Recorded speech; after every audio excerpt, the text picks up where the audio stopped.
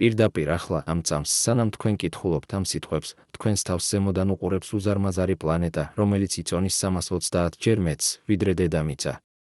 იუპიტერი. ის მოძრაობს თავის ორბიტაზე ზუსტად იმ სიჩქარით, რომელიც საჭიროა იმისთვის, რომ თქვენ არსებობდეთ. მისი გრავიტაციული ველი ამ წუთშიც იცავს ჩვენს პლანეტას კომეტებისგან, რომლებიც წამში 30 კილომეტრის სიჩქარით მოძრაობენ კოსმოსის სიღრმეებიდან. მეცნიერები ამბობენ, რომ იუპიტერის გარეშე სიცოცხლე დედამიწაზე შეუძლებელი იქნებოდა. მაგრამ 2019 წელს, როდესაც ასტრონომები კონსტანტინ ბატეგინმა და გრეგორი ლაფლინმა კალიფორნიის ტექნოლოგიურ ინსტიტუტში გაუშვეს კომპიუტერული მოდელი ადრეული მზის სისტემის ევოლუციისა, მათ აღმოაჩინეს რაღაც შემაშფოთებელი. მოდელმა აჩვენა, რომ 4 მილიარდ წლის წინ მარსსა და იუპიტერს შორის არსებობდა კიდევ ერთი პლანეტა. დედამიწის ზომის. და იუპიტერმა ის განადგურა. წარმოიდგინეთ ეს სცენა. ადრეული მზის სისტემა. ახალგაზრდა ვარსკვლავის გარშემო ბრუნავს 6 ან 7 დიდი პლანეტა, არა 5, როგორც ჩვენ ვიცით დღეს. მარსსა და იუპიტერს შორის, სადაც ახლა მხოლოდ ასტეროიდების სარტყელია, მოძრაობს სრულფასოვანი კლდოვანი პლანეტა. მეცნიერები მას პირობითად უწოდებენ პლანეტა ხუთს. ის შეიძლება იყოს დედამიწაზე დიდი, შეიძლება ჰქონდა ატმოსფერო, შეიძლება ჰქონდა წყალი. მაგრამ მას არასოდეს მიეცა შანსი განვითარებულიყო.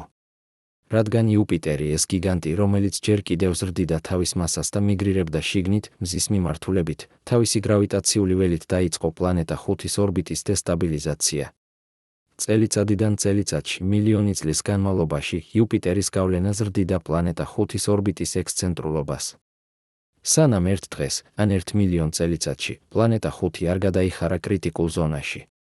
და მაშინ მოხდა კატასტროფა. პლანეტა ხუთი დაიშალა. არა ერთ ბაშად, არა ერთი კოლიზიით.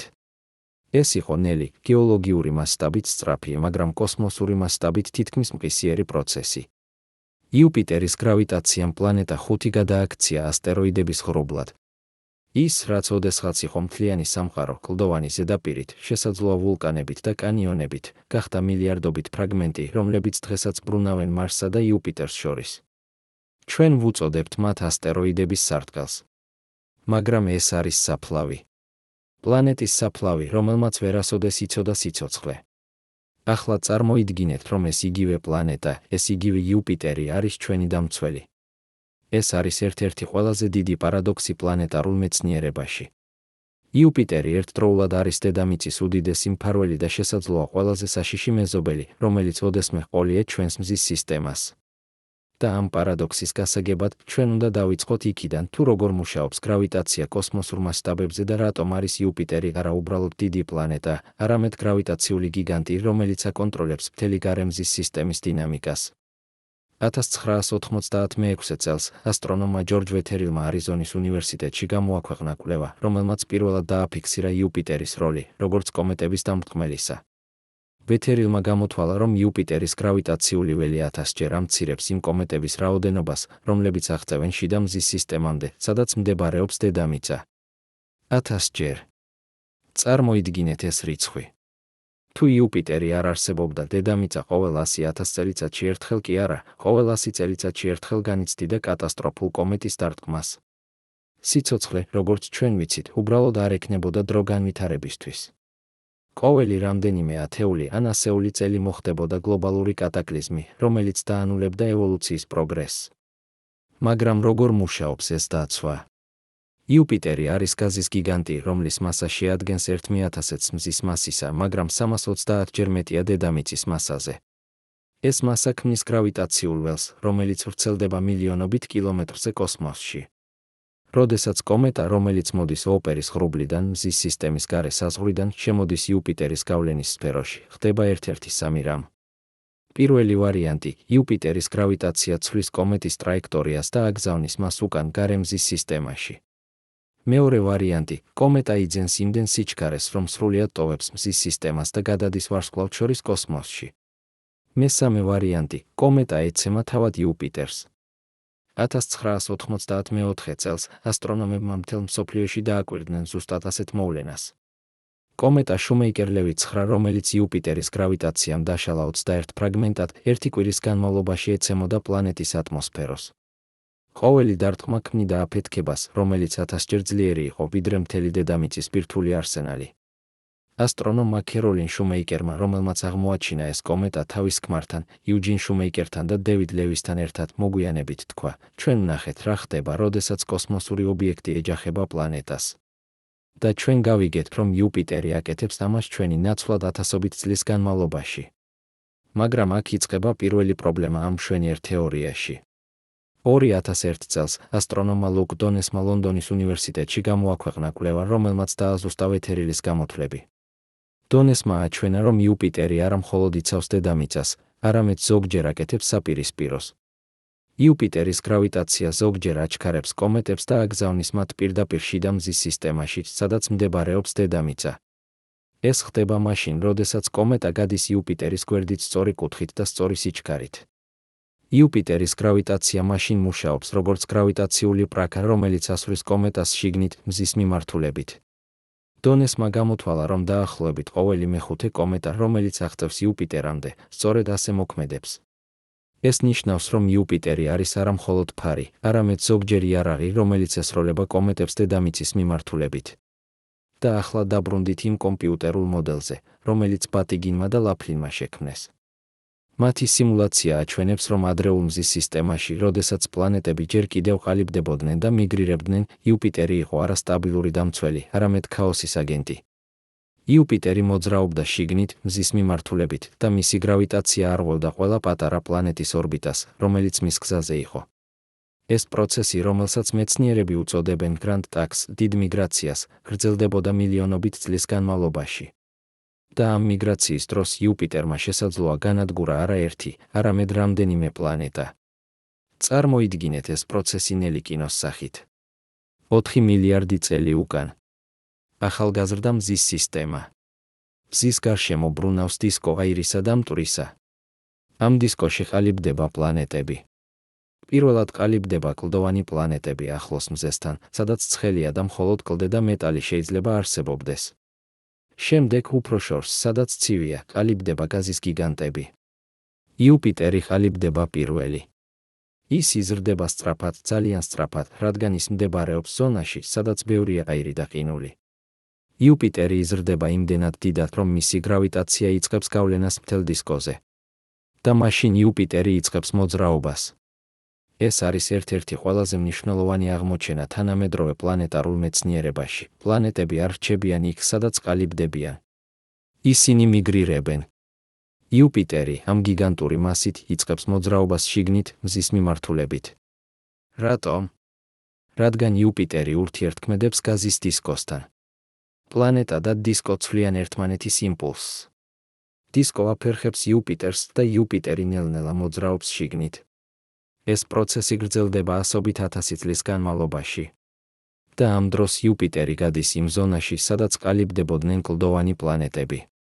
წარმოიდგინეთ, რა ხდება მაშინ. პატარა პლანეტა, რომელიც მშვიდად ბრუნავს თავის ორბიტაზე, უცებ გრძნობს გრავიტაციულ ზემოქმედებას, რომელიც 320-ჯერ ძლიერია მისი საკუთარი გრავიტაციისაზე. იუპიტერის გრავიტაცია იწყებს პატარა პლანეტის ორბიტის დეფორმაციას. ორბიტა ხდება უფრო ელიფსური, უფრო გაჭიმული. პლანეტა იწყებს მოძრაობას უფრო ახლოს მზესთან, შემდეგ უფრო შორს. ყოველი ორბიტა ხდება უფრო არასტაბილური. და ერთ მომენტში პლანეტა გადადის კრიტიკულ წერტილს. მაშინ ხდება ერთ-ერთი სამი რამ. პირველი ვარიანტი, პლანეტა ეცემა მზეს. მეორე ვარიანტი, პლანეტა გამოდევნილია მზის სისტემიდან და გადადის ვარსკვლავთშორის კოსმოსში. მესამე ვარიანტი, პლანეტა ეჯახება სხვა პლანეტას ან იშლება ფრაგმენტებად. ბატიგინისა და ლაფლინის მოდელი აჩვენებს, რომ პლანეტა 5, რომელიც ოდესღაც იყო მარსსა და იუპიტერს შორის, განიცადა მესამე ვარიანტი. იუპიტერის გრავიტაციამ პლანეტა 5-ის ორბიტა გახადა იმდენად არასტაბილური, რომ პლანეტა დაიშალა. არა ერთბაშად. ეს იყო პროცესი, რომელიც გრძელდებოდა მილიონობით წლის განმავლობაში. პირველად, პლანეტა 5 დაიწყო კოლიზიები პატარა ობიექტებთან, ასტეროიდებთან და პლანეტაზიმალებთან. ეს კოლიზიები ქმნიდა ფრაგმენტებს. შემდეგ ეს ფრაგმენტები ეჯახებოდნენ ერთმანეთს, ქმნიდნენ უფრო მეტ ფრაგმენტებს. პროცესი იყო თვითგანმამრავლებელი. ყოველი კოლიზია ქმნიდა ათეულ ან ასეულ ახალ ობიექტს, რომლებიც თავის მხრივ ეჯახებოდნენ სხვა ობიექტებს. და ბოლოს რაც დარჩა იყო ის, რასაც ჩვენ ახლა ვუწოდებთ ასტეროიდების სარტყელს. მაგრამ აქ არის ყველაზე შემაშფოთებელი ნაწილი ამ თეორიაში. თუ იუპიტერმა განადგურა ერთი პლანეტა, რატომ არ განადგურა დედამიწა? რატომ არ განადგურა მარსი ან ვენერა? რა იყო განსხვავებული პლანეტა 5-ში, რამაც ის გახადა? მოწყვლადი იუპიტერის გრავიტაციის მიმართ? პასუხი მდგომარეობს ორბიტალურ რეზონანსში. ორბიტალური რეზონანსი არის მოვლენა, როდესაც ორი პლანეტის ორბიტალური პერიოდები შეესაბამება ერთმანეთს მარტივი რიცხვითი თანაფარდობით. მაგალითად, თუ ერთი პლანეტა ბრუნავს მზის გარშემო ზუსტად ორჯერ იმ დროში, რაც მეორე პლანეტა ბრუნავს ერთხელ, ისინი არიან ორი ერთის რეზონანსში. ეს ჟღერს უნებლად, მაგრამ რეზონანსი არის ერთ-ერთი ყველაზე ძლიერი ძალა პლანეტარულ დინამიკაში. რეზონანსი შეიძლება გახადოს ორბიტა სტაბილური ან, პირიქით, სრულიად არასტაბილური. ბატეგინისა და ლაფლინის მოდელი აჩვენებს, რომ პლანეტა 5 მოხვდა დესტრუქციულ რეზონანსში იუპიტერთან.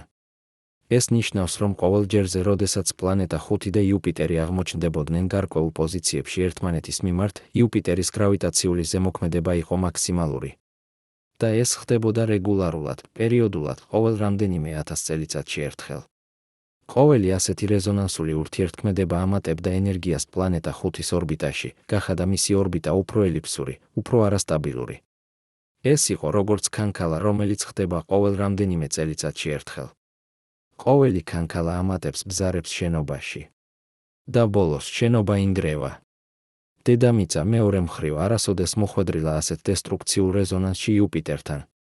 დედამიწის ორბიტა არის საკმარისად შორს იუპიტერისგან და საკმარისად სტაბილური, რომ თავიდან აიცილოს ეს ეფექტი. მარსი ასევე. ვენერა და მერკური კიდევ უფრო ახლოს არიან მზესთან და იუპიტერის გავლენა მათზე ბევრად უფრო სუსტია. მაგრამ პლანეტა 5 იყო ზუსტად იმ ზონაში, სადაც იუპიტერის გრავიტაცია იყო საკმარისად ძლიერი, რომ შეექმნა დესტრუქციული რეზონანსი, მაგრამ არა საკმარისად ძლიერი, რომ უბრალოდ გამოედევნა პლანეტა მზის სისტემიდან. ეს იყო სიკვდილის ზონა. და პლანეტა 5 იყო მასში. ახლა წარმოიდგინეთ, რომ ეს ყველაფერი მოხდა არა 4 მილიარდი წელი უკან, არამედ დღეს. წარმოიდგინეთ, რომ ჩვენ ვაკვირდებით ტელესკოპებით, როგორ იშლება პლანეტა მარსსა და იუპიტერს შორის. წარმოიდგინეთ, რომ ჩვენ ვხედავთ, როგორ ქმნის ყოველი კოლიზია ათასობით ახალ ასტეროიდს. წარმოიდგინეთ, რომ ჩვენ ვიცით, რომ ეს ყველაფერი ხდება იუპიტერის გამო, იმავე პლანეტის გამო, რომელიც ითვლება ჩვენს დამცველად. როგორ შეიცვლებოდა ჩვენი აღქმა იუპიტერის როლის ამ მზის სისტემაში? მაგრამ ისტორია არ მთავრდება აქ. რადგან ბატეგინისა და ლაფლინის მოდელი აჩვენებს კიდევ რაღაც უფრო შემაშფოთებელს. მოდელი აჩვენებს, რომ იუპიტერის მიგრაცია შიგნით არ გაგრძელებულა უსასრულოდ. რაღაცამ შეაჩერა იუპიტერი. და ეს რაღაც იყო სატურნი. სატურნი, მეორე უდიდესი პლანეტა მზის სისტემაში, ყალიბდებოდა იუპიტერის უკან, უფრო შორს მზისგან. და როდესაც სატურნი გახდა საკმარისად დიდი, მისმა გრავიტაციამ დაიწყო ურთიერთქმედება იუპიტერის გრავიტაციასთან. ორი გიგანტი შევიდნენ რეზონანსში ერთმანეთთან. და ეს რეზონანსი შეცვალა იუპიტერის მიგრაციის მიმართულება. იუპიტერი შეჩერდა და დაიწყო მოძრაობა უკან, გარეთ, მზისგან მოშორებით.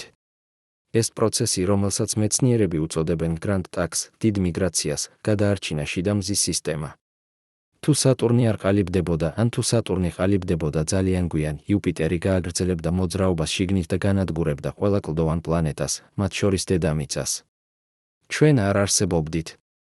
სიცოცხლე არ არსებობდა. მზის სისტემა იქნებოდა სრულიად განსხვავებული, ორი გაზის გიგანტი ახლოს მზესთან და არაფერი მეტი. მაგრამ სატურნი ყალიბდა. და სატურნიმ შეაჩერა იუპიტერი. და იუპიტერი დაბრუნდა უკან. მაგრამ ზიანი უკვე მიყენებული იყო. პლანეტა 5 უკვე განადგურებული იყო. ასტეროიდების სარტყელი უკვე არსებობდა. და ეს ასტეროიდები, ეს ფრაგმენტები ოდესღაც მთლიანი პლანეტისა დარჩნენ იქ მარსსა და იუპიტერს შორის, როგორც მოწმეები იმ კატასტროფისა, რომელიც მოხდა 4 მილიარდი წელი უკან.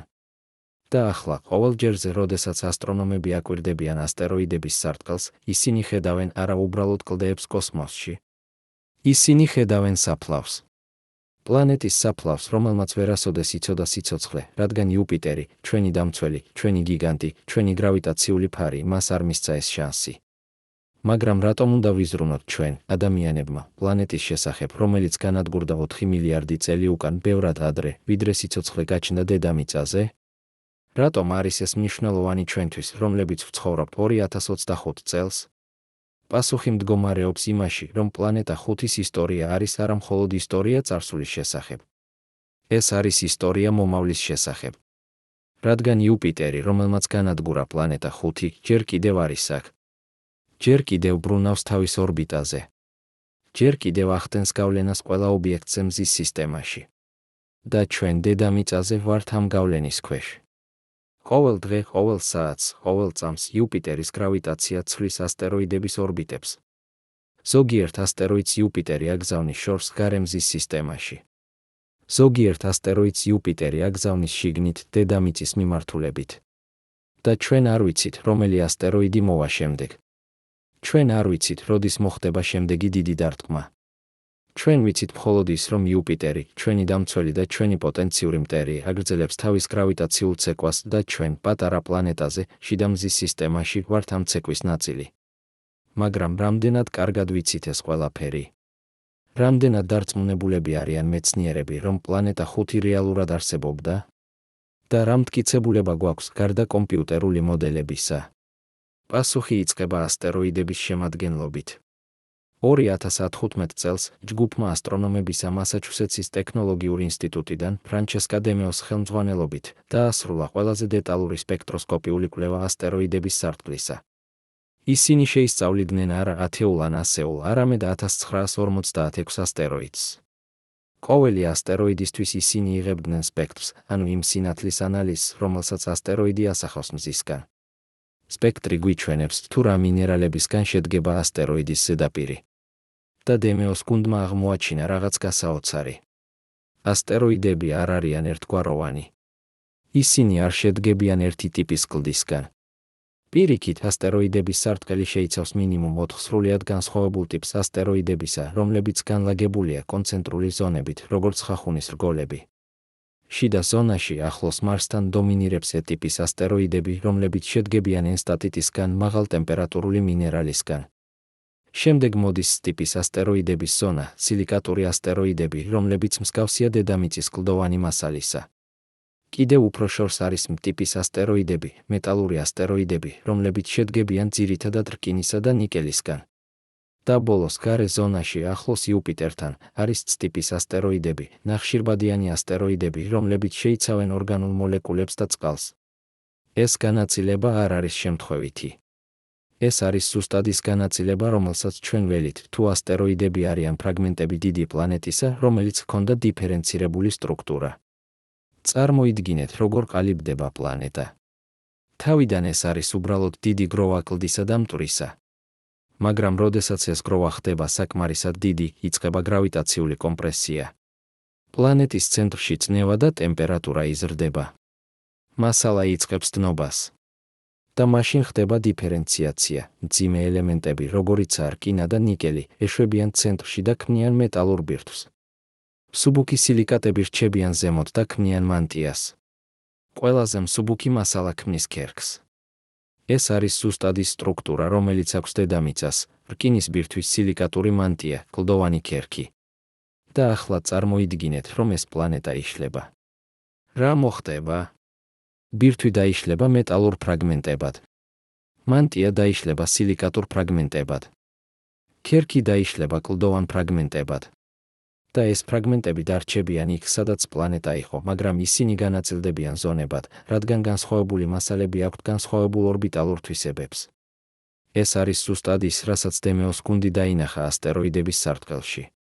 მეტალური ასტეროიდები ცენტრში, სილიკატური ასტეროიდები გარშემო, ნახშირბადიანი ასტეროიდები გარეთ. ეს არის ხელწერა დიფერენცირებული პლანეტის განადგურებისა. მაგრამ აქ არის პრობლემა. ერთი დიდი პლანეტის განადგურება არ არის საკმარისი, რომ ახსნას ყველა ის, რასაც ჩვენ ვხედავთ ასტეროიდების სარტყელში. რადგან ასტეროიდების სარტყელი შეიცავს ძალიან ბევრ მასალას, ძალიან ბევრ განსხვავებულ ტიპს ობიექტებისა. ზოგიერთი ასტეროიდი ჰგავს პრიმიტიულ მასალას, რომელიც არასოდეს ყოფილა დიდი პლანეტის ნაწილი. ზოგიერთი ასტეროიდი ჰგავს ფრაგმენტს დიფერენცირებული პლანეტისა. ზოგიერთი ასტეროიდი ჰგავს რაღაც შუალედურს. 2019 წელს ასტრონომმა შონ რეიმონდმა ბორდოს უნივერსიტეტიდან შექმნა ახალი კომპიუტერული მოდელი, რომელიც ცდილობდა ამ სირთულის ახსნას. რეიმონდის მოდელი არ ვარაუდობდა ერთი დიდი პლანეტის არსებობას მარსსა და იუპიტერს შორის. ის ვარაუდობდა რამდენიმე პლანეტის არსებობას. 2-ს, 3-ს, შესაძლოა 4-ს. ყველა მათგანი იყო პატარა, დედამიწაზე პატარა, მაგრამ საკმარისად დიდი, რომ განვითარებულიყო დიფერენციაცია. და ყველა მათგანი განადგურდა იუპიტერის გრავიტაციის გამო. წარმოიდგინეთ ეს სცენა. 4 მილიარდი წელი უკან. მარსსა და იუპიტერს შორის არის არა ერთი, არამედ რამდენიმე პლანეტა. ისინი ყალიბდებიან ერთდროულად ერთსა და იმავე დისკოდან აირისა და მტვრისა. ისინი იზრდებიან, ეჯახებიან პატარა ობიექტებს, აგროვებენ მასას. ზოგიერთი მათგანი ხდება საკმარისად დიდი, რომ დაიწყოს დიფერენციაცია. მათ ყალიბდებათ რკინის ბირთვები, სილიკატური მანტიები, კლდოვანი ქერქები. ისინი ხდებიან პატარა სამყაროები, თითოეული თავისი ისტორიით, თავისი გეოლოგიით, შესაძლოა თავისი ვულკანებით და ტექტონიკური პროცესებით. მაგრამ მაშინ მოდის იუპიტერი. იუპიტერი იწყებს თავის მიგრაციას შიგნით, მზის მიმართულებით. მისი გრავიტაცია იწყებს ზემოქმედებას ყველა ამ პატარა პლანეტაზე. ზოგიერთი პლანეტა ხდება რეზონანსში იუპიტერთან და მისი ორბიტა ხდება არასტაბილური. ზოგიერთი პლანეტა ხდება რეზონანსში სხვა პლანეტასთან და ორივე მათი ორბიტა ხდება არასტაბილური. პროცესი ხდება თვითგანმამრავლებელი. ყოველი არასტაბილური ორბიტა ზრდის ალბათობას კოლიზიისა. ყოველი კოლიზია ქმნის ფრაგმენტებს, რომლებიც თავის მხრივ ეჯახებიან სხვა ობიექტებს. და ბოლოს რაც რჩება არის ქაოსი. ათასობით, მილიონობით ფრაგმენტი, რომლებიც ბრუნავენ მარსსა და იუპიტერს შორის. ზოგიერთი ფრაგმენტი არის მეტალური, ბირთვიდან. ზოგიერთი არის სილიკატური, მანტიიდან. ზოგიერთი არის კლდოვანი, ქერქიდან. ზოგიერთი არის პრიმიტიული, პატარა ობიექტებიდან, რომლებიც არასოდეს ყოფილან დიდი პლანეტის ნაწილი. ყველა ისინი ერთად ქმნიან ასტეროიდების სარტყელს. რეიმონდის მოდელი ახსნის არა მხოლოდ ასტეროიდების შემადგენლობას, არამედ მათ განაწილებას. მოდელი აჩვენებს, რომ განსხვავებული ტიპის ასტეროიდები უნდა იყვნენ განსხვავებულ ზონებში, რადგან ისინი წარმოიშნენ განსხვავებული პლანეტებიდან, რომლებიც იყვნენ განსხვავებულ მანძილებზე მზისგან. და ეს არის ზუსტად ის, რასაც ჩვენ ვხედავთ. მაგრამ კომპიუტერული მოდელები არის მხოლოდ მოდელები. ისინი არიან მათემატიკური სიმულაციები, რომლებიც ეფუძნება ჩვენს გაგებას ფიზიკის კანონებისა. ისინი შეიძლება იყვნენ სწორები, მაგრამ შეიძლება იყვნენ მცდარიც. რა სხვა მტკიცებულება გვაქვს? პასუხი მდგომარეობს მეტეორიტებში. ყოველ წელს დედამიწაზე ეცემა დაახლოებით 40,000 ტონა კოსმოსური მასალა. უმეტესობა მათგანი არის პატარა მტვრის ნაწილაკები, რომლებიც იწვება ატმოსფეროში და ქმნიან ვარსკვლავთან აკადებს. მაგრამ ზოგიერთი მათგანი არის საკმარისად დიდი, რომ მიაღწიოს ზედაპირს. ჩვენ ვუწოდებთ მათ მეტეორიტებს. და მეტეორიტები არიან პირდაპირი ნიმუშები ასტეროიდებისგან. როდესაც ასტეროიდები ეჯახებიან ერთმანეთს, ისინი ქმნიან ფრაგმენტებს. ზოგიერთი ამ ფრაგმენტი ხდება ორბიტაზე, რომელიც კვეთს დედამიწის ორბიტას. და ბოლოს ეს ფრაგმენტი ეცემა დედამიწაზე, როგორც მეტეორიტი. მეცნიერებს აქვთ კოლექცია 6054 სხვადასხვა მეტეორიტისა. ყოველი მათგანი არის უნიკალური. ყოველი მათგანი გვიყვება ისტორიას ასტეროიდის შესახებ, საიდანაც ის მოვიდა. და როდესაც მეცნიერები შეისწავლიან ამ მეტეორიტებს, ისინი ხედავენ ზუსტად იმ მრავალფეროვნებას, რომელსაც ელიან დიფერენცირებული პლანეტების განადგურებისგან. ზოგიერთი მეტეორიტი არის რკინის მეტეორიტი, რომელიც შედგება თითქმის მხოლოდ რკინისა და ნიკელისგან. ეს არის ფრაგმენტები პლანეტის ბირთვიდან. ზოგიერთი მეტეორიტი არის ქონდრიტი, პრიმიტიული კლდოვანი მეტეორიტი, რომელიც არასოდეს ყოფილა დიდი პლანეტის ნაწილი. ზოგიერთი მეტეორიტი არის აქონდრიტი, დიფერენცირებული კლდოვანი მეტეორიტი, რომელიც ოდესღაც იყო პლანეტის მანტიის ან ქერქის ნაწილი. და ყველაზე საინტერესო არის პალასიტები, მეტეორიტები, რომლებიც შეიცავენ როგორც მეტალს, ასევე სილიკატებს. პალასიტები არიან ფრაგმენტები საზღვრიდან პლანეტის ბირთვსა და მანტიას შორის. 2012 წელს გეოქიმიკოსმა ედ სკოტმა ჰავაის უნივერსიტეტიდან გამოაქვეყნა კვლევა პალასიტების შესახებ. სკოტმა შეისწავლა 33 სხვადასხვა პალასიტი და აღმოაჩინა, რომ ისინი წარმოიშნენ მინიმუმ 10 განსხვავებული მშობელი სხეულიდან. ეს ნიშნავს, რომ ადრეულ მზის სისტემაში არსებობდა მინიმუმ 10 დიდი ობიექტი, რომლებიც იყვნენ საკმარისად დიდები, რომ განვითარებულიყო დიფერენციაცია და ჰქონოდათ რკინის ბირთვები და სილიკატური მანტიები. და ყველა ეს ობიექტი განადგურდა. 10 პლანეტა. არა 1, არა 2, არამედ 10. ყველა მათგანი იყო მარსსა და იუპიტერს შორის. ყველა მათგანი განადგურდა იუპიტერის გრავიტაციის გამო. ეს არის არა თეორია, არა ჰიპოთეზა, არამედ ფაქტი, რომელიც დადასტურებულია მეტეორიტების ქიმიური შემადგენლობით. წარმოიდგინეთ ეს მასშტაბი. 10 პლანეტა. თითოეული მათგანი იყო პოტენციური სამყარო, სადაც შეიძლებოდა განვითარებულიყო სიცოცხლე. თითოეული მათგანი ჰქონდა თავისი გეოლოგია, თავისი ისტორია, თავისი უნიკალური თვისებები. და ყველა მათგანი განადგურდა, რადგან ისინი იყვნენ არასწორ ადგილას არასწორ დროს, როდესაც იუპიტერი მიგრირებდა შიგნით. მაგრამ აქ იწყება კიდევ უფრო ღრმა კითხვა. თუ იუპიტერმა განადგურა 10 პლანეტა მარსსა და საკუთარ თავს შორის, რატომ არ განადგურა დედამიწა? რა იყო განსხვავებული დედამიწაში? პასუხი მდგომარეობს დროში და მანძილში. დედამიწა ყალიბდებოდა უფრო ახლოს მზესთან, ზონაში, სადაც იუპიტერის გრავიტაციული გავლენა იყო ბევრად უფრო სუსტი. და რაც უფრო მნიშვნელოვანია, დედამიწა ყალიბდებოდა ნელა. ძალიან ნელა. დედამიწამ დასჭირდა დაახლოებით 100 მილიონი წელი, რომ მიეღწია თავისი საბოლოო მასისთვის. ეს არის გრძელი დრო, კოსმოსური მასშტაბით. და ამ დროის განმავლობაში იუპიტერი უკვე დაასრულა თავისი მიგრაცია შიგნით და დაიწყო მოძრაობა უკან გარეთ, სატურნის გავლენის ქვეშ. ეს ნიშნავს, რომ დედამიწა ყალიბდებოდა მაშინ, როდესაც იუპიტერი უკვე იყო უსაფრთხო მანძილზე. დედამიწა არასოდეს განიცადა ის ინტენსიური გრავიტაციული ზემოქმედება, რომელიც განადგურა პლანეტები მარსსა და იუპიტერს შორის. დედამიწა იყო იღბლიანი. ის ყალიბდებოდა სწორ ადგილას სწორ დროს. მაგრამ მარსი არ იყო იმდენად იღბლიანი. მარსი მდებარეობს ზუსტად საზღვარზე იმ ზონისას, სადაც იუპიტერის გრავიტაცია იყო დესტრუქციული. მარსი ყალიბდებოდა იმავე დროს, როდესაც იუპიტერი მიგრირებდა შიგნით. და იუპიტერის გრავიტაციამ შეაჩერა მარსის ზრდა. მარსი არასოდეს გახდა დიდი პლანეტა. ის დარჩა პატარა, მხოლოდ 10% დედამიწის მასისა. რატომ? რადგან იუპიტერის გრავიტაციამ გაფანტა ყველა ის მასალა, რომელიც მარსს შეეძლო გამოეყენებინა თავისი ზრდისთვის. იუპიტერმა გაგზავნა ეს მასალა ან შიგნით, დედამიწის მიმართულებით, ან გარეთ ასტეროიდების სარტყლის მიმართულებით. ეს ახსნის, რატომ არის მარსი იმდენად პატარა. ეს ახსნის, რატომ არ აქვს მარსს ძლიერი მაგნიტური ველი, რატომ დაკარგა მარსმა თავისი ატმოსფერო, რატომ გახდა მარსი უდაბნო პლანეტა. მარსი არის მსხვერპლი იუპიტერის გრავიტაციისა. არა პირდაპირი მსხვერპლი, როგორც პლანეტა 5, მაგრამ არა პირდაპირი მსხვერპლი. მარსი არის პლანეტა, რომელმაც ვერასოდეს მიაღწია თავის პოტენციალს, რადგან იუპიტერი არ მისცა მას ეს შანსი. და ახლა წარმოიდგინეთ, რომ დედამიწა ყალიბდებოდა ოდნავ უფრო შორს მზისგან. ოდნავ უფრო ახლოს იუპიტერთან. ოდნავ უფრო გვიან დროში. რა მოხდებოდა? დედამიწა განიცდიდა იმავე ბედს, რაც მარსმა.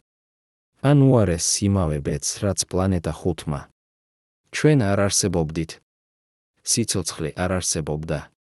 დედამიწა იქნებოდა ან პატარა მკვდარი პლანეტა, როგორც მარსი, ან ფრაგმენტების ღრუბელი, როგორც ასტეროიდების სარტყელი. ეს არის ის, რასაც მეცნიერები უწოდებენ ჰაბიტაციურ ზონას, მაგრამ არა ტემპერატურის თვალსაზრისით, არამედ გრავიტაციული სტაბილურობის თვალსაზრისით. დედამიწა მდებარეობს გრავიტაციულ ჰაბიტაციურ ზონაში, სადაც იუპიტერის გავლენა არის საკმარისად სუსტი, რომ არ განადგუროს პლანეტა, მაგრამ საკმარისად ძლიერი, რომ დაიცვას ის კომეტებისგან. ეს არის ძალიან ვიწრო ზონა. ძალიან ზუსტი ბალანსი. და ჩვენ ვართ ამ ბალანსის შედეგი. მაგრამ ეს ბალანსი არ არის მუდმივი. 2021 წელს ასტრონომმა დევიდ ნესვორნიმ სამხრეთ-დასავლეთის კვლევითი ინსტიტუტიდან გამოაქვეყნა კვლევა, რომელმაც აჩვენა, რომ იუპიტერის ორბიტა არ არის სრულიად სტაბილური. იუპიტერის ორბიტა ნელ-ნელა იცვლება მილიონი წლების მასშტაბით. ზოგჯერ იუპიტერი მოძრაობს ოდნავ შიგნით, ზოგჯერ ოდნავ გარეთ. ეს ცვლილებები არის პატარა, მხოლოდ რამდენიმე მილიონი კილომეტრი, მაგრამ ისინი საკმარისია, რომ შეცვალოს იუპიტერის გრავიტაციული გავლენა შიდა მზის სისტემაზე. ნესვორნის მოდელი აჩვენებს, რომ ყოველ 100 მილიონ წელიწადში ერთხელ იუპიტერის ორბიტა შედის რეზონანსში დედამიწის ორბიტასთან. ეს რეზონანსი არის სუსტი, ძალიან სუსტი, მაგრამ ის არსებობს. და ამ რეზონანსის დროს დედამიწის ორბიტა ხდება ოდნავ უფრო ელიფსური. ეს ნიშნავს, რომ დედამიწა ზოგჯერ მოძრაობს ოდნავ უფრო ახლოს მზესთან, ზოგჯერ ოდნავ უფრო შორს. ეს ცვლილებები არის პატარა, მაგრამ ისინი საკმარისია, რომ გავლენა იქონიოს დედამიწის კლიმატზე. ზოგიერთი მეცნიერი თვლის, რომ იუპიტერის ორბიტალური ცვლილებები არის ერთ-ერთი მიზეზი დედამიწის გრძელვადიანი კლიმატური ციკლებისა, მათ შორის გამყინვარების ეპოქებისა. ყოველ 100 მილიონ წელიწადში ერთხელ, როდესაც იუპიტერი შედის რეზონანსში დედამიწასთან, დედამიწის კლიმატი იცვლება. ზოგჯერ ხდება უფრო ცივი, ზოგჯერ უფრო თბილი. ეს ცვლილებები არის ნელი, გეოლოგიური მასშტაბით, მაგრამ ისინი არსებობენ. და ისინი არიან პირდაპირ შედეგი იუპიტერის გრავიტაციული გავლენისა. ეს ნიშნავს, რომ იუპიტერი არ არის მხოლოდ დამცველი ან განმადგურებელი. იუპიტერი არის აქტიური მოთამაშე დედამიწის ისტორიაში. იუპიტერის გრავიტაცია გავლენას ახდენს არა მხოლოდ იმაზე, თუ რა ობიექტები აღწევენ დედამიწამდე კოსმოსიდან, არამედ იმაზეც, თუ როგორ მოძრაობს დედამიწა თავის ორბიტაზე და როგორ იცვლება მისი კლიმატი. მაგრამ აქ იწყება ყველაზე საინტერესო ნაწილი ამ ისტორიისა. რადგან იუპიტერის გავლენა არ შემოიფარგლება მხოლოდ გრავიტაციით. იუპიტერი ასევე გავლენას ახდენს იმაზე, თუ რა ტიპის ობიექტები ყალიბდებიან შიდა მზის სისტემაში და რა ტიპის მასალა აღწევს დედამიწამდე. წარმოიდგინეთ ადრეული მზის სისტემა 4 მილიარდი წელი უკან. იუპიტერი ყალიბდება პირველი, რადგან ის მდებარეობს ზონაში, სადაც ბევრია აირი და ყინული. იუპიტერი იზრდება სწრაფად და ხდება გიგანტი. მაგრამ იუპიტერის ყალიბება ქმნის ბარიერს. იუპიტერის გრავიტაცია აფერხებს მასალის მოძრაობას გარე მზის სისტემიდან შიდა მზის სისტემაში. ეს ნიშნავს, რომ შიდა მზის სისტემა, სადაც ყალიბდება დედამიწა, იღებს ნაკლებ მასალას გარედან, ვიდრე მიიღებდა, თუ იუპიტერი არ არსებობდა. და ეს მასალა, რომელსაც იუპიტერი აფერხებს, არის ძალიან სპეციფიკური. ეს არის ყინული და ორგანული მოლეკულები. ეს არის მასალა, რომელიც მდებარეობს გარე მზის სისტემაში, სადაც ცივია და სადაც წყალი არსებობს არა თხევადი ფორმით, არამედ ყინულის ფორმით. თუ იუპიტერი არ არსებობდა, დედამიწა მიიღებდა ბევრად მეტ ყინულს და ორგანულ მასალას ადრეულ ეტაპზე თავისი ფორმირებისა. ეს შეიძლება ჟღერდეს როგორც კარგი რამ, მაგრამ სინამდვილეში ეს იქნებოდა პრობლემა. რატომ? რადგან ძალიან ბევრი წყალი არის ცუდი სიცოცხლისთვის. თუ დედამიწა ჰქონდა 10-ჯერ მეტი წყალი, ვიდრე აქვს ახლა, მთელი პლანეტა იქნებოდა დაფარული ოკეანით. არ იქნებოდა კონტინენტები, არ იქნებოდა მშრალი მიწა, არ იქნებოდა ადგილი, სადაც სიცოცხლე შეიძლებოდა გადასულიყო წყლიდან ხმელეთზე. დედამიწა იქნებოდა წყლის სამყარო და ევოლუცია იქნებოდა სრულიად განსხვავებული. შესაძლოა სიცოცხლე არასოდეს გასულიყო ოკეანიდან. შესაძლოა არასოდეს განვითარებულიყო კომპლექსური მრავალუჯრედიანი ორგანიზმები. შესაძლოა ჩვენ არასოდეს არსებობდით. ეს ნიშნავს, რომ იუპიტერი არ არის მხოლოდ დამცველი კომეტებისგან. იუპიტერი ასევე არის რეგულატორი იმისა, თუ რამდენი წყალი აღწევს დედამიწამდე. იუპიტერი ქმნის ბალანსს. ის იცავს დედამიწას ძალიან ბევრი წყლისგან და ძალიან ბევრი კომეტისგან, მაგრამ ის ასევე უშვებს საკმარის რაოდენობას, რომ დედამიწამ ჰქონდეს ოკეანები და ატმოსფერო. ეს არის ძალიან ზუსტი ბალანსი. და ეს ბალანსი დამოკიდებულია იუპიტერის მასაზე, იუპიტერის ორბიტაზე და იუპიტერის პოზიციაზე მზის სისტემაში. თუ იუპიტერი იყო ოდნავ უფრო დიდი ან ოდნავ უფრო პატარა, თუ იუპიტერი იყო ოდნავ უფრო ახლოს ან ოდნავ უფრო შორს, ეს ბალანსი დარღვეულიყო. და დედამიწა იქნებოდა სრულიად განსხვავებული პლანეტა. 2018 წელს ასტრონომმა რებეკა მარტინმა ნევადას უნივერსიტეტიდან გამოაქვეყნა კვლევა, რომელმაც შეადარა ჩვენი მზის სისტემა სხვა პლანეტურ სისტემებთან, რომლებიც აღმოაჩინეს ეგზოპლანეტების მონადირე ტელესკოპებმა. მარტინმა აღმოაჩინა, რომ ჩვენი მზის სისტემა არის უჩვეულო. უმეტეს პლანეტურ სისტემებში გაზის გიგანტები მდებარეობენ ბევრად უფრო ახლოს თავიანთ ვარსკვლავებთან, ვიდრე იუპიტერი მდებარეობს მზესთან. ეს გიგანტები, რომლებსაც მეცნიერები უწოდებენ ცხელ იუპიტერებს, ბრუნავენ თავიანთ ვარსკვლავებს რამდენიმე დღეში ერთხელ, არა რამდენიმე წელიწადში, როგორც ჩვენი იუპიტერი. და ამ სისტემებში, სადაც არის ცხელი იუპიტერები, არ არის კლდოვანი პლანეტები. რადგან ცხელი იუპიტერები, როდესაც ისინი მიგრირებდნენ შიგნით, განადგურეს ყველა კლდოვანი პლანეტა თავიანთ გზაზე. ეს არის ზუსტად ის, რაც თითქმის მოხდა ჩვენს მზის სისტემაში. იუპიტერი იწყებდა მიგრაციას შიგნით და განადგურებდა ყველაფერს თავის გზაზე. მაგრამ სატურნიმ შეაჩერა იუპიტერი. სატურნიმ გადაარჩინა შიდა მზის სისტემა. სატურნიმ გადაარჩინა დედამიწა.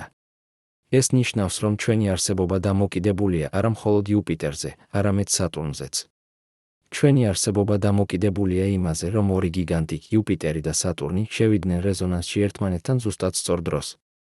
თუ სატურნი ყალიბდებოდა ოდნავ უფრო გვიან, ან თუ სატურნი იყო ოდნავ უფრო პატარა, რეზონანსი არ მოხდებოდა. იუპიტერი გააგრძელებდა მიგრაციას შიგნით. და ჩვენ არ არსებობდით. ეს არის ის, რასაც მეცნიერები უწოდებენ მშვენიერ რეგულირებას. ჩვენი მზის სისტემა არის მშვენიერად რეგულირებული მანქანა, სადაც ყველაფერი უნდა იყოს ზუსტად სწორ ადგილას სწორ დროს, რომ სიცოცხლე არსებობდეს. იუპიტერი უნდა იყოს ზუსტად იმ მანძილზე, სადაც არის. სატურნი უნდა იყოს ზუსტად იმ მანძილზე, სადაც არის. დედამიწა უნდა იყოს ზუსტად იმ მანძილზე, სადაც არის. თუ რომელიმე ამ პარამეტრებიდან იყო ოდნავ განსხვავებული, ჩვენ არ არსებობდით. მაგრამ აქ იწყება ფილოსოფიური კითხვა. არის თუ არა ეს მშვენიერი რეგულირება შემთხვევითობა, თუ ეს არის რაღაც მეტი? არის თუ არა ჩვენი მზის სისტემა უნიკალური, თუ არსებობს მილიონობით სხვა სისტემა, რომლებიც ასევე მშვენიერად არიან რეგულირებული სიცოცხლისთვის? პასუხი დამოკიდებულია იმაზე, თუ რამდენი პლანეტური სისტემა არსებობს გალაქტიკაში და რამდენი მათგანი ჰგავს ჩვენს სისტემას. და აქ მეცნიერებას აქვს როგორც კარგი, ასევე ცუდი ამბები. კარგი ამბავი არის ის, რომ პლანეტური სისტემები არიან გავრცელებული. ბოლო 30 წლის განმავლობაში ასტრონომებმა აღმოაჩინეს 5426 ეგზოპლანეტა, პლანეტა სხვა ვარსკვლავების გარშემო. და ეს არის მხოლოდ ის პლანეტები, რომლებიც ჩვენ შეგვიძლია აღმოვაჩინოთ ჩვენი ამჟამინდელი ტექნოლოგიით. რეალურად, თითქმის ყველა ვარსკვლავს აქვს პლანეტები. ეს ნიშნავს, რომ მხოლოდ ჩვენს გალაქტიკაში, რომელიც შეიცავს 200 მილიარდ ვარსკვლავს, არსებობს მილიარდობით პლანეტური სისტემა. მაგრამ ცუდი ამბავი არის ის, რომ უმეტესობა ამ სისტემებისა არ ჰგავს ჩვენს სისტემას. უმეტეს სისტემებში გაზის გიგანტები მდებარეობენ ძალიან ახლოს თავიანთ ვარსკვლავებთან. ეს ნიშნავს, რომ ამ სისტემებში არ არის კლდოვანი პლანეტები შიდა ზონაში, სადაც ტემპერატურა შესაფერისია სიცოცხლისთვის. ან თუ არის კლდოვანი პლანეტები, ისინი არიან ძალიან არასტაბილურ ორბიტებზე, რადგან ცხელი იუპიტერის გრავიტაცია აფერხებს მათ. მარტინის კვლევა აჩვენებს, რომ მხოლოდ დაახლოებით 10% პლანეტური სისტემებისა ჰგავს ჩვენს სისტემას, სადაც გაზის გიგანტები მდებარეობენ შორს ვარსკვლავისგან და სადაც არის სტაბილური კლდოვანი პლანეტები შიდა ზონაში. ეს ნიშნავს, რომ ჩვენი მზის სისტემა არის უჩვეულო. არა უნიკალური, მაგრამ უჩვეულო. ჩვენ ვართ 10%-ში. და ეს 10% არის ის, რაც მნიშვნელოვანია სიცოცხლისთვის. რადგან სიცოცხლე, როგორც ჩვენ ვიცით, საჭიროებს სტაბილურ პლანეტას, სტაბილურ ორბიტას, სტაბილურ კლიმატს. და ეს სტაბილურობა შესაძლებელია მხოლოდ იმ სისტემებში, სადაც გაზის გიგანტები მდებარეობენ სწორ ადგილას და სადაც ისინი არ განადგურეს შიდა პლანეტებს თავიანთ მიგრაციის დროს. ეს ნიშნავს, რომ იუპიტერი, ეს გიგანტი, რომელმაც განადგურა 10 პლანეტა 4 მილიარდი წელი უკან, არის ასევე მიზეზი იმისა, რომ ჩვენ არსებობთ. იუპიტერი არის ერთდროულად განმადგურებელი და შემოქმედი. იუპიტერი არის ერთდროულად მტერი და მეგობარი. იუპიტერი არის პარადოქსი. და ეს პარადოქსი არის ის, რაც ხდის ჩვენს მზის სისტემას უნიკალურს. არა იმიტომ, რომ ჩვენ გვაქვს იუპიტერი, არამედ იმიტომ, რომ ჩვენ გვაქვს იუპიტერი ზუსტად სწორ ადგილას, ზუსტად სწორ დროს, ზუსტად სწორი მასით. და ეს სიზუსტე არის ის, რაც ქმნის სიცოცხლეს შესაძლებელს. მაგრამ ისტორია არ მთავრდება აქ. რადგან იუპიტერი არ არის სტატიკური ობიექტი. იუპიტერი არის დინამიური პლანეტა, რომელიც აგრძელებს თავის გავლენას მზის სისტემაზე. და ეს გავლენა შეიძლება შეიცვალოს მომავალში. ახლა ამ წამს, სანამ თქვენ კითხულობთ ამ სიტყვებს, იუპიტერი ცვლის ასტეროიდის ორბიტას. ეს არ არის მეტაფორა. ეს არის ფაქტი. 2023 წელს ასტრონომებმა ევროპის სამხრეთის ობსერვატორიიდან დააფიქსირეს, როგორ შეცვალა იუპიტერის გრავიტაციამ ასტეროიდ ბენუს ტრაექტორია მხოლოდ 2 კვირის განმავლობაში. ბენუ ასტეროიდი, რომლის დიამეტრია 500 მეტრი და რომელიც მოძრაობს ორბიტაზე, რომელიც კვეთს დედამიწის ორბიტას, გაიხადა თავისი მიმართულება 1 გრადუსით. 1 გრადუსი. ეს ჟღერს უმნიშვნელოდ, მაგრამ კოსმოსურ მასშტაბებზე 1 გრადუსი ნიშნავს მილიონობით კილომეტრს. 1 გრადუსი ნიშნავს განსხვავებას იმას შორის, თუ ასტეროიდი გაივლის დედამიწას უსაფრთხო მანძილზე თუ დაეჯახება მას. და ეს ხდება არა ერთხელ წელიწადში, არა ერთხელ თვეში, არამედ მუდმივად. ყოველ წამს. ყოველ მომენტში. იუპიტერის გრავიტაციული ველი, რომელიც ვრცელდება ასობით მილიონ კილომეტრზე, მუდმივად ურთიერთქმედებს ათასობით ასტეროიდთან, კომეტასთან და პატარა ობიექტთან. ზოგიერთ მათგანს იუპიტერი აგზავნის შორს გარე მზის სისტემაში. ზოგიერთ მათგანს იუპიტერი აგზავნის შიგნით, დედამიწის მიმართულებით. და ჩვენ დედამიწაზე ვართ ამ უწყვეტი გრავიტაციული ცეკვის შედეგი. მაგრამ რამდენად კარგად ვიცით, რა ხდება ამ ცეკვაში? რამდენად ზუსტად შეგვიძლია წინასწარმეტყველება, რომელი ასტეროიდი მოვა შემდეგ? პასუხი არის შემაშფოთებელი, ჩვენ არ ვიცით საკმარისად კარგად. 2021 წელს NASA-მ გამოაქვეყნა ანგარიში, რომელიც აფასებდა ჩვენს ცოდნას პოტენციურად საშიში ასტეროიდების შესახებ. ანგარიში აჩვენებს, რომ ჩვენ ვიცით დაახლოებით 19,000 ასტეროიდის შესახებ, რომელთა დიამეტრია მეტი ვიდრე 112 მეტრი და რომელთა ორბიტები კვეთს დედამიწის ორბიტას. მაგრამ კომპიუტერული მოდელები აჩვენებენ, რომ რეალურად არსებობს დაახლოებით 25,000 ასეთი ასტეროიდი. ეს ნიშნავს, რომ ჩვენ არ ვიცით დაახლოებით 6,000 ასტეროიდის შესახებ, რომლებიც შეიძლება დაეჯახონ დედამიწას. 6,000 უცნობი ასტეროიდი. თითოეული მათგანი საკმარისად დიდია, რომ განადგუროს მთელი ქალაქი. თითოეული მათგანი მოძრაობს ორბიტაზე, რომელიც კვეთს დედამიწის ორბიტას. და თითოეული მათგანი არის იუპიტერის გრავიტაციული გავლენის ქვეშ. წარმოიდგინეთ ეს სცენა. ერთ-ერთი ეს 6,000 უცნობი ასტეროიდი მოძრაობს თავის ორბიტაზე, სადღაც მარსსა და იუპიტერს შორის. ის ბრუნავს მზის გარშემო მშვიდად უსაფრთხოდ მილიონობით წლის განმავლობაში. მაგრამ ერთ დღეს, ან ერთ წელიწადში, ან ერთ ათასწლეულში ეს ასტეროიდი გადის ძალიან ახლოს იუპიტერთან. იუპიტერის გრავიტაცია ცვლის მის ორბიტას. მხოლოდ ოდნავ. მხოლოდ 1 გრადუსით. მაგრამ ეს საკმარისია. ასტეროიდის ახალი ორბიტა ახლა კვეთს დედამიწის ორბიტას. და 100 წლის შემდეგ, ან 1000 წლის შემდეგ ეს ასტეროიდი ეჯახება დედამიწას. ჩვენ არ ვიცით, როდის მოხდება ეს. ჩვენ არ ვიცით, რომელი ასტეროიდი იქნება ეს. ჩვენ ვიცით მხოლოდ ის, რომ ეს მოხდება. რადგან იუპიტერი აგრძელებს თავის გრავიტაციულ ცეკვას და ზოგიერთი ასტეროიდი ადრე თუ გვიან მოხვდება არასწორ ადგილას არასწორ დროს. მაგრამ აქ არის ყველაზე საინტერესო ნაწილი ამ ისტორიისა. იუპიტერი არ არის მხოლოდ პასიური მოთამაშე ამ პროცესში. იუპიტერი აქტიურად ცვლის ასტეროიდების პოპულაციას მზის სისტემაში. და ეს ცვლილება ხდება ახლა, ჩვენი თვალწინ. 2024 წელს ასტრონომმა მარკო დელბომ ბელგიის სამეფო ობსერვატორიიდან გამოაქვეყნა კვლევა, რომელმაც აჩვენა, რომ იუპიტერის გრავიტაცია ქმნის რაღაცს, რასაც მეცნიერები უწოდებენ კირკუდის ხარვეზებს ასტეროიდების სარტყელში. ეს არის ზონები, სადაც თითქმის არ არის ასტეროიდები. რატომ? რადგან ეს ზონები შეესაბამება ორბიტალურ რეზონანსებს იუპიტერთან. ასტეროიდი, რომელიც მოხვდება ამ ზონაში, შედის რეზონანსში იუპიტერთან და მისი ორბიტა ხდება არასტაბილური. ასტეროიდი ან გამოდევნილია მზის სისტემიდან, ან გადაადგილდება სხვა ორბიტაზე. დელბომ აღმოაჩინა, რომ ეს პროცესი არ არის სტატიკური. კირკუდის ხარვეზები ნელ-ნელა იცვლებიან, რადგან იუპიტერის ორბიტა თავად ნელ-ნელა იცვლება. ყოველ მილიონ წელიწადში ერთხელ კირკუდის ხარვეზები გადადიან ოდნავ სხვა პოზიციებზე. და როდესაც ხარვეზი გადადის, ის იწმენს ახალ ზონას ასტეროიდებისგან. ასტეროიდები, რომლებიც იყვნენ სტაბილურ ორბიტებზე მილიონობით წლის განმავლობაში, უცებ აღმოჩნდებიან რეზონანსში იუპიტერთან. მათი ორბიტები ხდება არასტაბილური. და ისინი იწყებენ მოძრაობას. ზოგიერთი მათგანი მოძრაობს გარეთ იუპიტერის მიმართულებით. ზოგიერთი მათგანი მოძრაობს შიგნით დედამიწის მიმართულებით. ეს ნიშნავს, რომ იუპიტერი არის არა მხოლოდ დამცველი, არამედ ასევე წყარო ახალი საფრთხეებისა. იუპიტერი მუდმივად ქმნის ახალ პოტენციურად საშიშ ასტეროიდებს, რომლებიც შეიძლება დაეჯახონ დედამიწას. და ეს პროცესი არ შეჩერდება. ის გაგრძელდება მილიონობით წლის განმავლობაში, სანამ არსებობს იუპიტერი და სანამ არსებობს ასტეროიდების სარტყელი. მაგრამ აქ იწყება კიდევ უფრო რთული ნაწილი ამ ისტორიისა.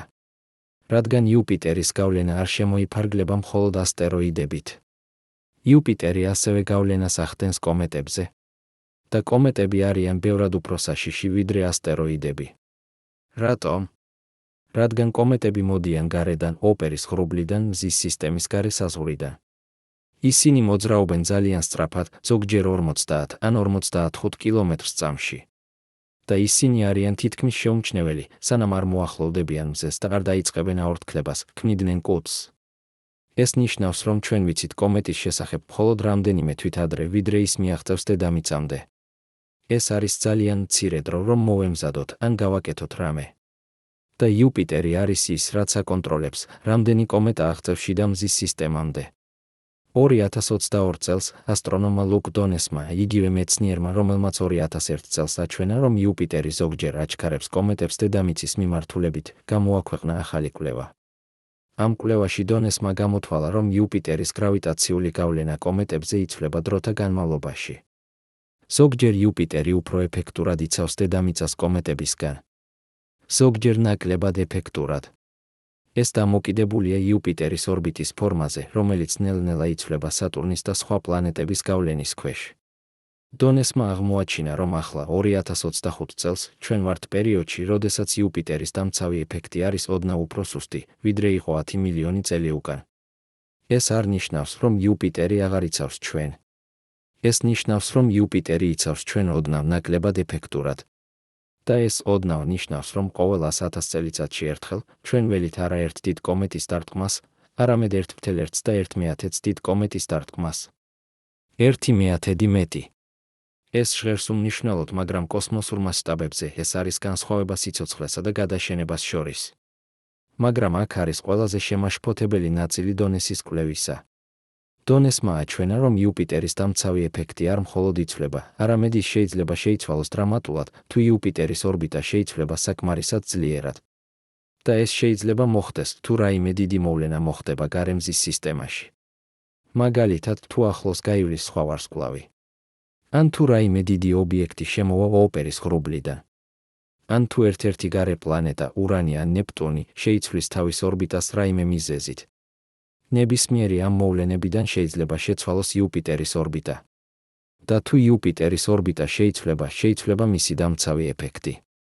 შეიძლება გაძლიერდეს. შეიძლება შესუსტდეს. ჩვენ არ ვიცით. ეს არის ის, რასაც მეცნიერები უწოდებენ გრავიტაციულ არასტაბილურობას. მზის სისტემა არ არის სრულიად სტაბილური. ის არის დინამიური სისტემა, სადაც ყველაფერი მოძრაობს და ყველაფერი ურთიერთქმედებს ყველაფერთან. და ეს ურთიერთქმედება შეიძლება გამოიწვიოს არაპროგნოზირებადი ცვლილებები. 2023 წელს ასტრონომმა ჯეიკობ ლასკარმა პარიზის ობსერვატორიიდან გამოაქვეყნა კვლევა, რომელმაც სიმულაცია გაუკეთა მზის სისტემის ევოლუციას შემდეგი 5 მილიარდი წლის განმავლობაში. ლასკარმა გაუშვა 10,000 სხვადასხვა სიმულაცია, თითოეული ოდნავ განსხვავებული საწყისი პირობებით. და მან აღმოაჩინა რაღაც შემაშფოთებელი. დაახლოებით 1%-ში სიმულაციებისა მერკური, ყველაზე პატარა და ყველაზე შიდა პლანეტა, ხდება არასტაბილური. მერკურის ორბიტა იწყებს ცვლილებას, ხდება უფრო ელიფსური. და ბოლოს დაახლოებით 3 მილიარდი წლის შემდეგ მერკური ან ეცემა მზეს, ან ეჯახება ვენერას. და თუ მერკური ეჯახება ვენერას, ეს კოლიზია ქმნის ათასობით ფრაგმენტს, რომლებიც იწყებენ მოძრაობას ქაოსურ ორბიტებზე. ზოგიერთი ამ ფრაგმენტი შეიძლება დაეჯახოს დედამიწას. 1%. ეს ჟღერს როგორც მცირე ალბათობა, მაგრამ ეს არის არანული. ეს ნიშნავს, რომ არსებობს რეალური შანსი, რომ მზის სისტემა გახდება არასტაბილური მომავალში. და თუ ეს მოხდება, იუპიტერის დამცავი როლი შეიძლება შეიცვალოს. იუპიტერი შეიძლება გახდეს არა დამცველი, არამედ კატალიზატორი ქაოსისა. მაგრამ აქ არის კიდევ უფრო საინტერესო ნაწილი ლასკარის კვლევისა. ლასკარმა აჩვენა, რომ ეს არასტაბილურობა დამოკიდებულია არა მხოლოდ პლანეტების ორბიტებზე, არამედ ასევე იმაზე, თუ რა ხდება გარემზის სისტემაში. თუ იუპიტერი, სატურნი, ურანი და ნეპტუნი რჩებიან თავიანთ ამჟამინდელ ორბიტებზე, მერკურის არასტაბილურობის ალბათობა არის დაახლოებით 1%. მაგრამ თუ რომელიმე ამ გიგანტებიდან შეცვლის თავის ორბიტას, ალბათობა იზრდება. ზოგჯერ 5%-მდე. ზოგჯერ 10%-მდე. ეს ნიშნავს, რომ გარე პლანეტების სტაბილურობა პირდაპირ გავლენას ახდენს შიდა პლანეტების სტაბილურობაზე. და იუპიტერი, როგორც უდიდესი გარე პლანეტა, თამაშობს მთავარ როლს ამ პროცესში. წარმოიდგინეთ ეს სცენა. 3 მილიარდი წელი მომავალში. მზე უკვე გახდა ოდნავ უფრო ცხელი და უფრო დიდი. დედამიწა უკვე დაკარგა თავისი ოკეანები, რადგან წყალი აორთქლდა და გაიფანტა კოსმოსში. სიცოცხლე, თუ ის ჯერ კიდევ არსებობს, გადავიდა მიწის ქვეშ, ღრმა გამოქვაბულებში, სადაც ჯერ კიდევ არის ტენიანობა და სადაც ტემპერატურა არის ტოლერანტული. მაგრამ მაშინ ხდება რაღაც. მერკური, რომელიც მილიარდობით წლის განმავლობაში ბრუნავდა თავის ორბიტაზე, უცებ ხდება არასტაბილური. მისი ორბიტა იწყებს ცვლილებას. და ერთ დღეს, ან 1 მილიონ წელიწადში, მერკური ეჯახება ვენერას. კოლიზია ქმნის აფეთქებას, რომელიც ჩანს მთელი შიდა მზის სისტემიდან. ორი პლანეტა იშლება ათასობით ფრაგმენტად. ზოგიერთი ფრაგმენტი ეცემა მზეს. ზოგიერთი ფრაგმენტი გამოდევნილია მზის სისტემიდან. მაგრამ ზოგიერთი ფრაგმენტი რჩება ორბიტაზე. და ეს ფრაგმენტები იწყებენ ქაოსურ ცეკვას, ეჯახებიან ერთმანეთს, ქმნიან უფრო მეტ ფრაგმენტებს. და ზოგიერთი ამ ფრაგმენტი მოძრაობს დედამიწის მიმართულებით. დედამიწა, რომელიც უკვე არის მკვდარი პლანეტა, უკვე დაკარგა თავისი ოკეანები და თავისი ატმოსფერო, ახლა განიცდის ბომბარდირებას ფრაგმენტებით მერკურისა და ვენერასგან. ყოველი დარტყმა ქმნის უზარმაზარ კრატერს. ყოველი დარტყმა ანადგურებს იმ ბოლო თავშესაფრებს, სადაც შეიძლება ჯერ კიდევ არსებობდეს სიცოცხლე. და ყოველივე ეს ხდება იმიტომ, რომ მერკურის ორბიტა გახდა არასტაბილური. და მერკურის ორბიტა გახდა არასტაბილური იმიტომ, რომ იუპიტერის გრავიტაციული გავლენა, რომელიც მილიარდობით წლის განმავლობაში იყო სტაბილური, ოდნავ შეიცვალა. ეს არის მომავალი, რომელიც შეიძლება მოხდეს. არა გარდაუვალი მომავალი, მაგრამ შესაძლებელი მომავალი. და ეს მომავალი დამოკიდებულია იუპიტერზე. მაგრამ აქ არის კითხვა, შეგვიძლია თუ არა ჩვენ ადამიანებმა გავაკეთოთ რამე ამის თავიდან ასაცილებლად? შეგვიძლია თუ არა ჩვენ გავაკონტროლოთ იუპიტერის გრავიტაციული გავლენა? შეგვიძლია თუ არა ჩვენ დავიცვათ დედამიწა არა მხოლოდ ასტეროიდებისგან და კომეტებისგან, არამედ თავად იუპიტერისგან? პასუხი არის, ჩვენ ვცდილობთ. 2022 წელს NASA-მ წარმატებით დაასრულა მისია DART, Double Asteroid Redirection Test, ორმაგი ასტეროიდის გადამისამართების ტესტი. ეს იყო პირველი მცდელობა, რომ შეცვალოს ასტეროიდის ორბიტა ხელოვნურად.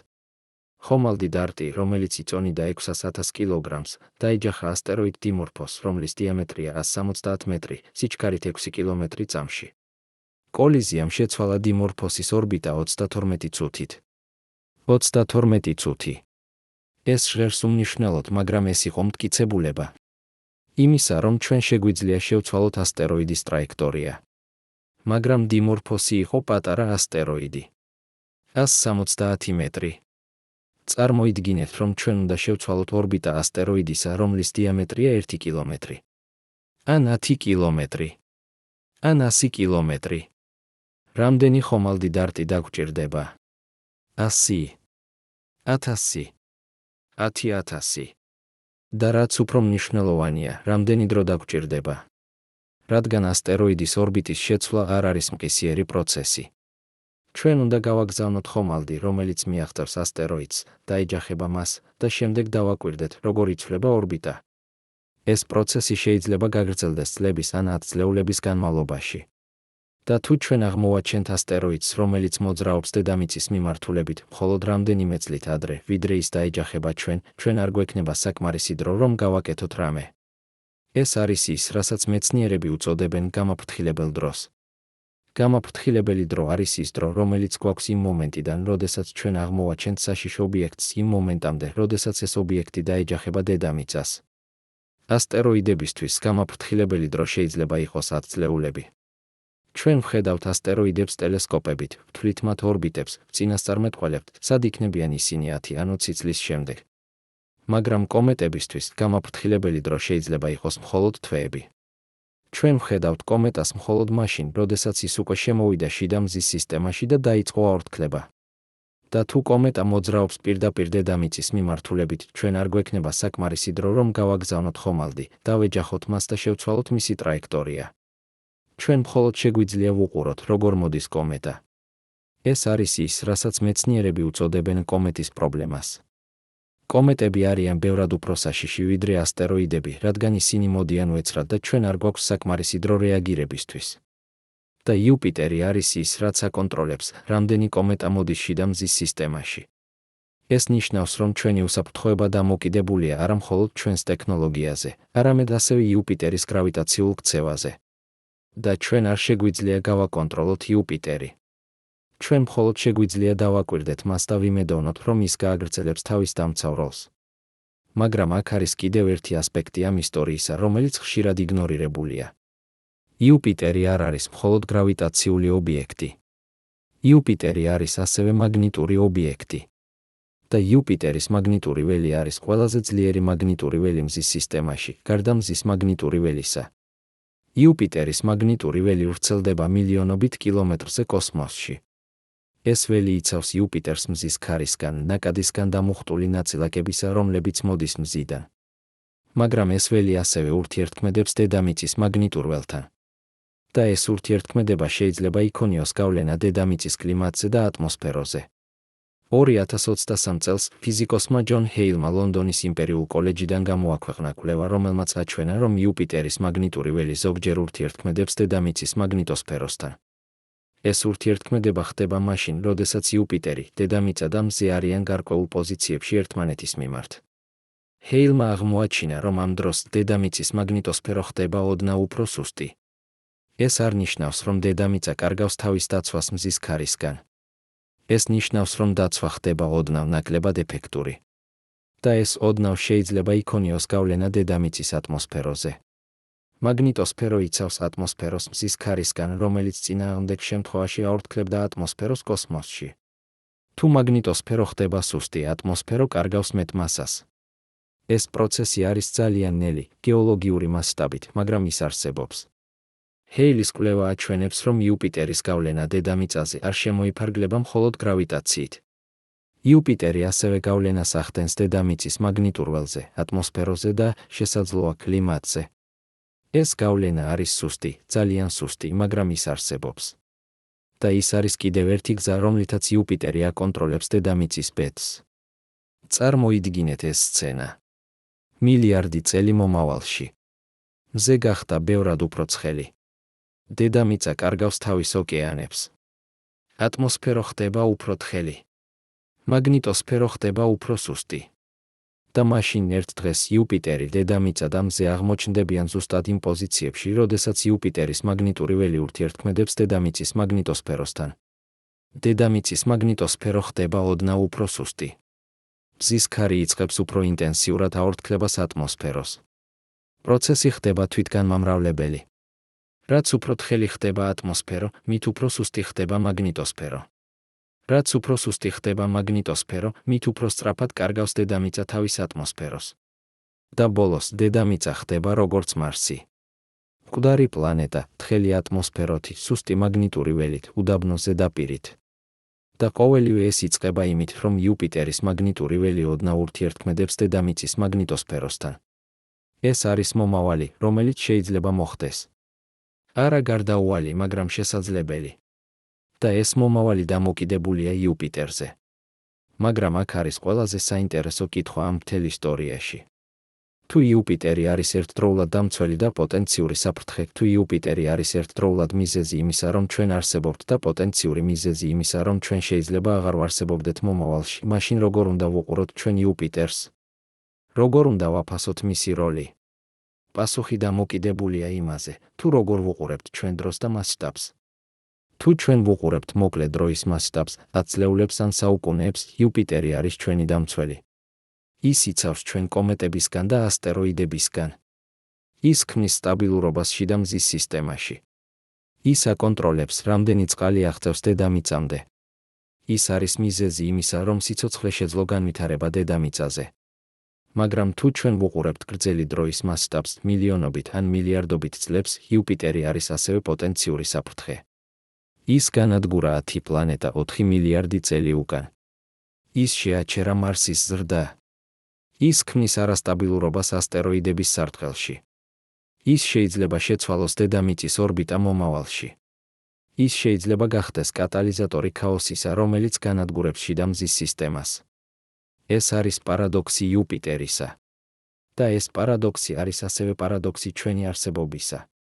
ჩვენ არსებობთ იმიტომ, რომ იუპიტერი არის ზუსტად იქ, სადაც არის, ზუსტად იმ მასით, რომელიც აქვს, ზუსტად იმ ორბიტაზე, რომელზეც არის.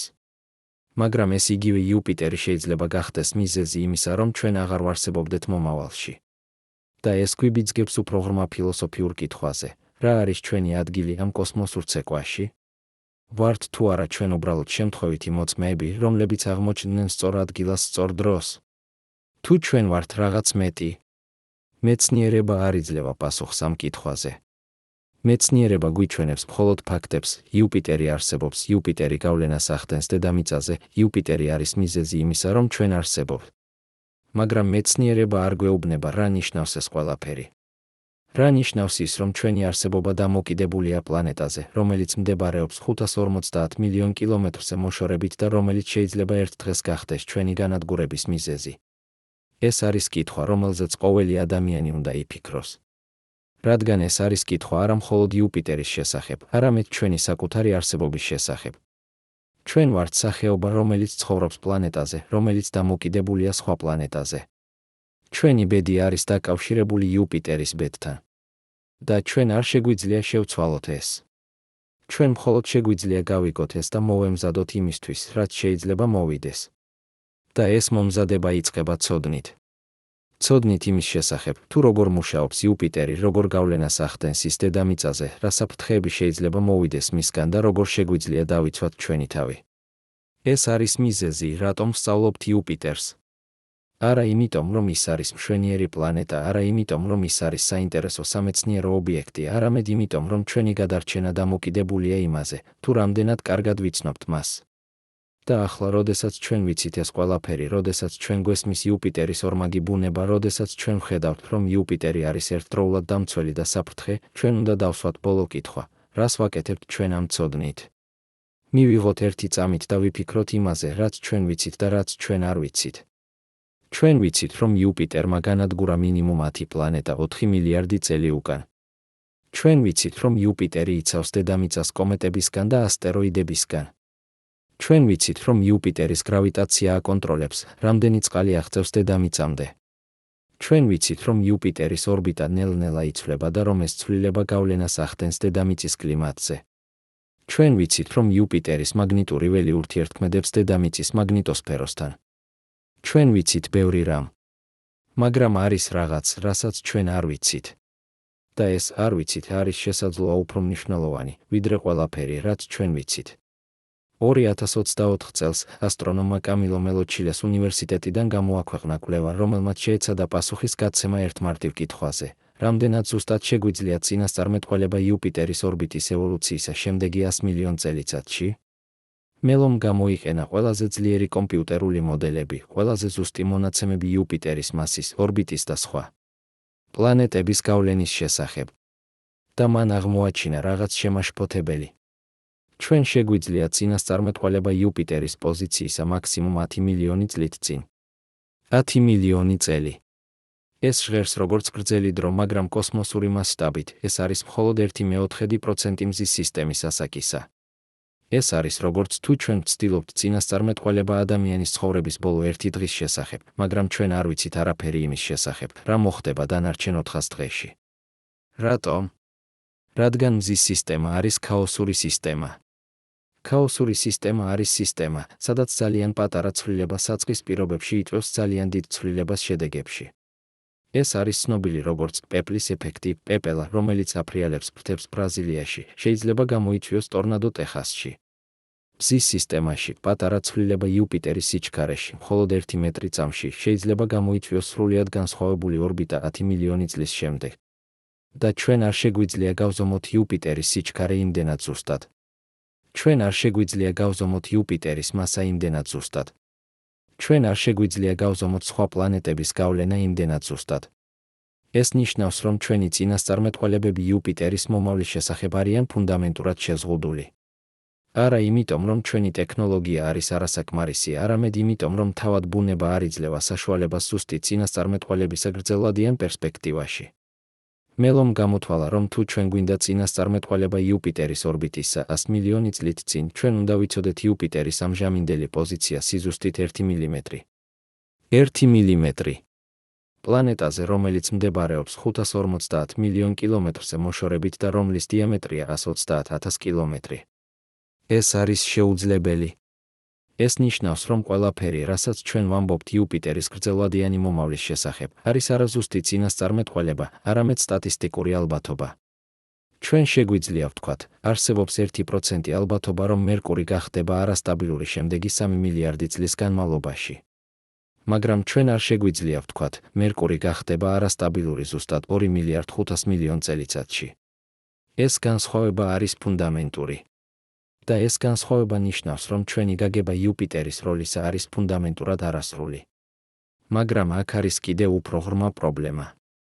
ჩვენ არ ვიცით არა მხოლოდ იუპიტერის მომავალი, არამედ ჩვენ არ ვიცით სრულად იუპიტერის წარსული. დაბრუნდით იმ თეორიაზე პლანეტა 5-ის შესახებ. ჩვენ ვთქვით, რომ იუპიტერმა განადგურა 10 პლანეტა მარსსა და საკუთარ თავს შორის. ეს თეორია ეფუძნება კომპიუტერულ მოდელებს, მეტეორიტების ანალიზს და ასტეროიდების სპექტროსკოპიას. მაგრამ ეს არის არა პირდაპირი დაკვირვება, არამედ არაპირდაპირი დასკვნა. ჩვენ არ ვნახეთ პლანეტა 5. ჩვენ არ ვნახეთ მისი განადგურება. ჩვენ მხოლოდ ვხედავთ შედეგებს და ვცდილობთ რეკონსტრუქციას იმისა, რა მოხდა. და ეს რეკონსტრუქცია არის ფუნდამენტურად არაერთმნიშვნელოვანი. 2025 წელს ასტრონომმა ანდრე იზიდორომ სან-პაულოს უნივერსიტეტიდან გამოაქვეყნა კვლევა, რომელმაც შესთავაზა ალტერნატიული ახსნა ასტეროიდების სარტყლისა. იზიდოროს თეორიის მიხედვით, ასტეროიდების სარტყელი არ არის შედეგი დიდი პლანეტების განადგურებისა. ის არის შედეგი იმისა, რომ პლანეტა არასოდეს კალიბდებოდა იქ. იუპიტერის გრავიტაციამ ხელი შეუშალა პლანეტის ფორმირებას მარსსა და საკუთარ თავს შორის. მასალა, რომელიც შეიძლებოდა გამხდარიყო პლანეტა, დარჩა როგორც ათასობით პატარა ობიექტი, რომლებიც არასოდეს შეერთდნენ ერთ დიდ სხეულად. ეს თეორია ასევე ახსნის ასტეროიდების მრავალფეროვნებას. ეს თეორია ასევე ახსნის მეტეორიტების შემადგენლობას. მაგრამ ეს თეორია არის სრულიად განსხვავებული ისტორია. ამ თეორიის მიხედვით იუპიტერი არ არის მკვლელი, რომელმაც განადგურა 10 პლანეტა. იუპიტერი არის ბარიერი, რომელმაც ხელი შეუშალა პლანეტის დაბადებას. რომელი თეორია არის სწორი? ბატიგინისა და ლაფლინის თეორია დიდი პლანეტების განადგურების შესახებ. თუ იზიდოროს თეორია პლანეტის ფორმირების პრევენციის შესახებ? პასუხი არის, ჩვენ არ ვიცით. ორივე თეორია ახსნის მონაცემებს. ორივე თეორია არის თანმიმდევრული. ორივე თეორია არის შესაძლებელი. მაგრამ ისინი არიან ფუნდამენტურად განსხვავებული ისტორიები იუპიტერის როლის შესახებ. და ეს არაერთმნიშვნელობა არ არის დროებითი პრობლემა, რომელიც გადაწყდება უფრო მეტი მონაცემებით. ეს არის ფუნდამენტური შეზღუდვა. რადგან ჩვენ არ შეგვიძლია დაუბრუნდეთ დროში და ვნახოთ, რა მოხდა 4 მილიარდი წელი უკან. ჩვენ მხოლოდ შეგვიძლია შევხედოთ მტკიცებულებებს, რომლებიც დარჩა და ვცადოთ რეკონსტრუქცია. მაგრამ ერთი და იგივე მტკიცებულება შეიძლება ახსნას რამდენიმე განსხვავებული ისტორიით. ეს არის ის, რასაც მეცნიერები უწოდებენ დეგენერაციას. სხვადასხვა თეორიები, რომლებიც იძლევიან ერთსა და იმავე წინასწარმეტყველებებს, მაგრამ ეფუძნებიან სრულიად განსხვავებულ ფიზიკურ მექანიზმებს. და როდესაც ჩვენ ვაწყდებით დეგენერაციას, ჩვენ უნდა ვაღიაროთ, რომ ჩვენი ცოდნა არის შეზღუდული. მაგრამ აქ არის ყველაზე საინტერესო ნაწილი ამ ისტორიისა. ეს შეზღუდვა არ არის სისუსტე. ეს არის ძალა. რადგან როდესაც ჩვენ ვაღიარებთ, რომ ჩვენ არ ვიცით ყველაფერი, ჩვენ ვხსნით კარს ახალი აღმოჩენებისთვის. როდესაც ჩვენ ვაღიარებთ, რომ ჩვენი თეორიები არის არასრული, ჩვენ ვიწყებთ ძებნას უკეთესი თეორიებისა. როდესაც ჩვენ ვაღიარებთ, რომ ჩვენი წინასწარმეტყველებები არის არაზუსტი, ჩვენ ვიწყებთ მუშაობას უფრო ზუსტ მეთოდებზე. ეს არის ის, რასაც მეცნიერები უწოდებენ სამეცნიერო თავმდაბლობას. სამეცნიერო თავმდაბლობა არ არის უარყოფა იმისა, რაც ჩვენ ვიცით. ეს არის აღიარება იმისა, რაც ჩვენ არ ვიცით. და ეს აღიარება არის პირველი ნაბიჯი უფრო ღრმა გაგებისკენ. წარმოიდგინეთ, რომ ჩვენ ვიყავით დარწმუნებულები, რომ ჩვენ ვიცით ყველაფერი იუპიტერის შესახებ. ჩვენ ვიყავით დარწმუნებულები, რომ იუპიტერი არის მხოლოდ დამცველი, არა საფრთხე. ჩვენ ვიყავით დარწმუნებულები, რომ იუპიტერის ორბიტა არის სრულიად სტაბილური. ჩვენ ვიყავით დარწმუნებულები, რომ ჩვენ შეგვიძლია წინასწარმეტყველება იუპიტერის მომავლისა მილიარდობით წლით წინ. რა მოხდებოდა? ჩვენ შევწყვეტ დიდ კვლევას. ჩვენ შევწყვეტ დიდ ძებნას. ჩვენ შევწყვეტ დიდ სწავლას.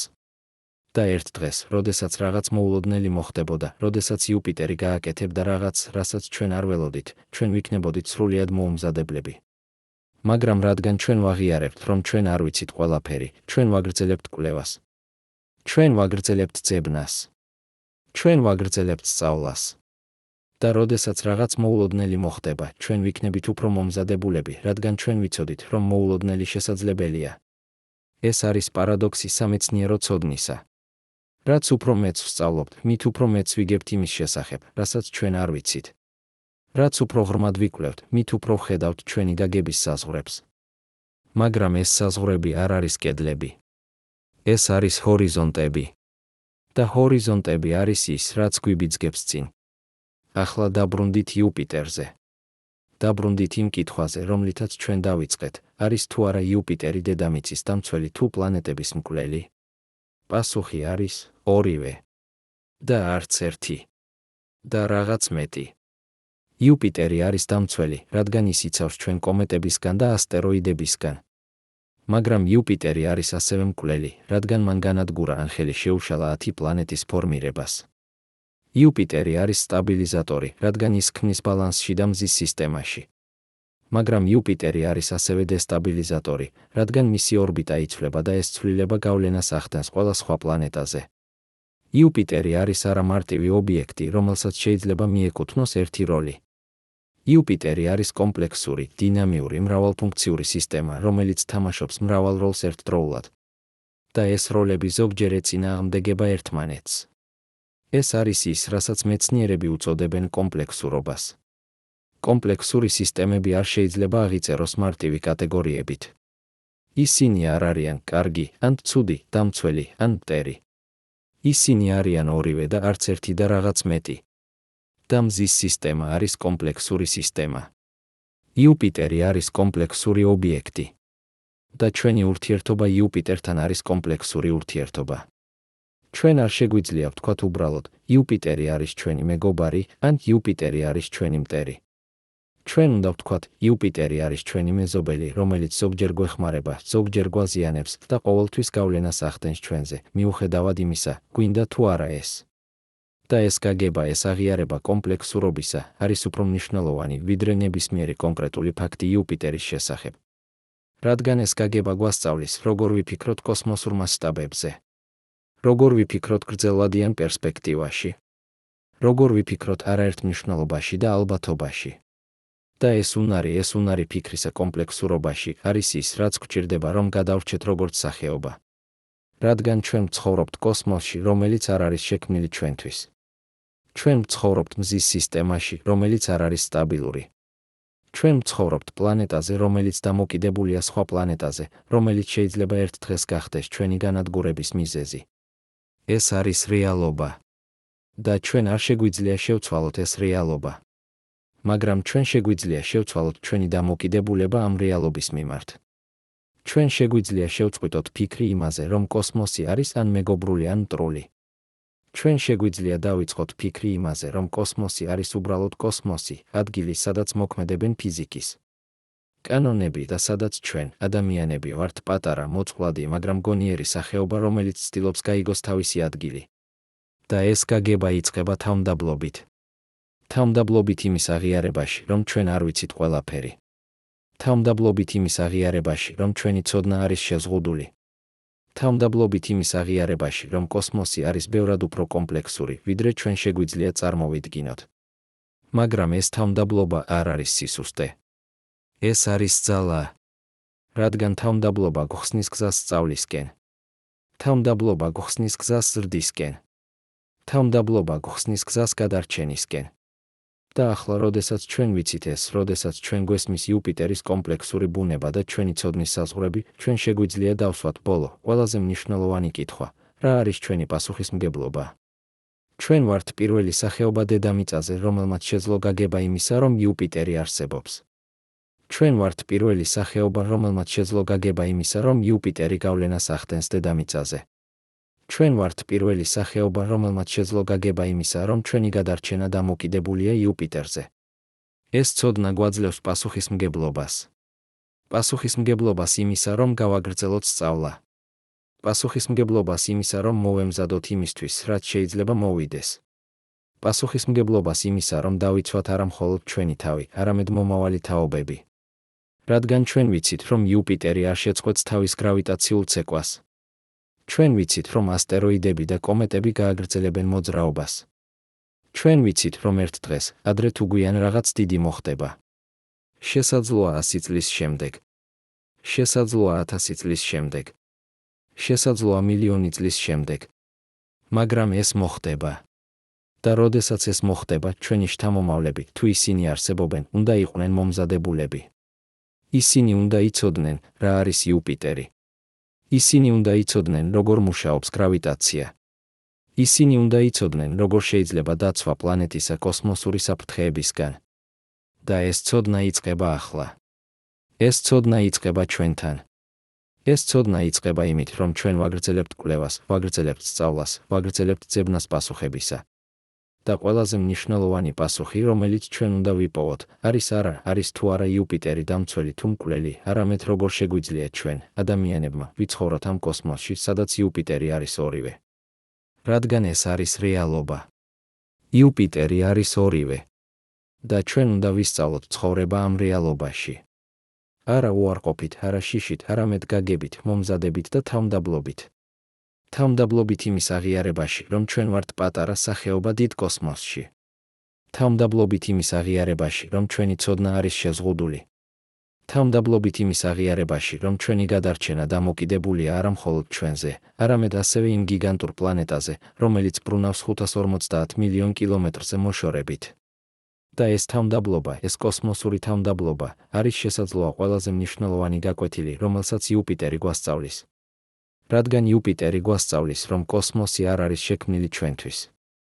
იუპიტერი გვასწავლის, რომ ჩვენი არსებობა არის შედეგი უზარმაზარი რაოდენობის შემთხვევითობებისა და ბალანსებისა. იუპიტერი გვასწავლის, რომ ჩვენ ვართ იღბლიანები, რომ არსებობთ, მაგრამ ეს იღბალი არ არის გარანტირებული მუდმივად. და ეს გაკვეთილი, ეს კოსმოსური გაკვეთილი, არის ის, რაც ჩვენ უნდა გავიტანოთ ამ ისტორიიდან. არა მხოლოდ ფაქტები იუპიტერის მასის, ორბიტის და გრავიტაციული გავლენის შესახებ. არამედ უფრო ღრმა გაგება იმისა, თუ რა ნიშნავს ყოფნა ცოცხალ არსებად ამ უზარმაზარ, კომპლექსურ, არაპროგნოზირებად კოსმოსში.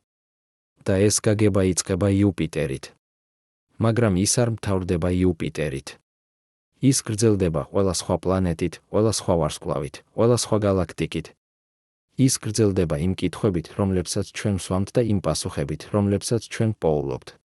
და ყველაზე მნიშვნელოვანი კითხვა, რომელიც რჩება, არის არა რა არის იუპიტერი, არამედ რა ვართ ჩვენ, ადამიანები, ამ კოსმოსში, სადაც იუპიტერი არსებობს. ეს კითხვა არ აქვს მარტივი პასუხი. მაგრამ ძებნა ამ პასუხისა არის ის, რაც გვხვდის ადამიანებად. ძებნა, სწავლა, გაგება, თავმდაბლობა და მომზადება. და ეს ყველაფერი იწყება იმით, რომ ჩვენ ვუყურებთ ზევით, ღამის ცაში და ვხედავთ იმ კაშკაშა წერტილს, რომელიც არის იუპიტერი. და ვფიქრობთ, ეს პლანეტა, ეს გიგანტი, ეს კომპლექსური, დინამიური, მრავალფუნქციური სისტემა არის ნაწილი ჩემი ისტორიისა. ნაწილი ჩემი არსებობისა. ნაწილი ჩემი მომავლისა. და ეს აზრი, ეს კავშირი დედამიწასა და იუპიტერს შორის არის ის, რაც გვაკავშირებს კოსმოსთან. არა როგორც უცხო შორეულ ადგილთან, არამედ როგორც ჩვენს სახლთან. დიდ კომპლექსურ, ზოგჯერ საშიშ, მაგრამ ჩვენს სახლთან. და ეს სახლი, ეს კოსმოსური სახლი არის ის, რაც ჩვენ უნდა დავიცვათ, გავიგოთ და პატივი ვცეთ. არა იმიტომ, რომ ის არის შექმნილი ჩვენთვის, არამედ იმიტომ, რომ ჩვენ ვართ ნაწილი მისი. და იუპიტერი, ეს გიგანტი, ეს დამცველი და მკვლელი, ეს კომპლექსური და არაერთმნიშვნელოვანი პლანეტა, არის ჩვენი პირველი გაკვეთილი იმაში, თუ რა ნიშნავს ყოფნა ნაწილად ამ კოსმოსური სახლისა. დაბრუნდით იმ წამზე, რომლითაც ჩვენ დავიწყეთ.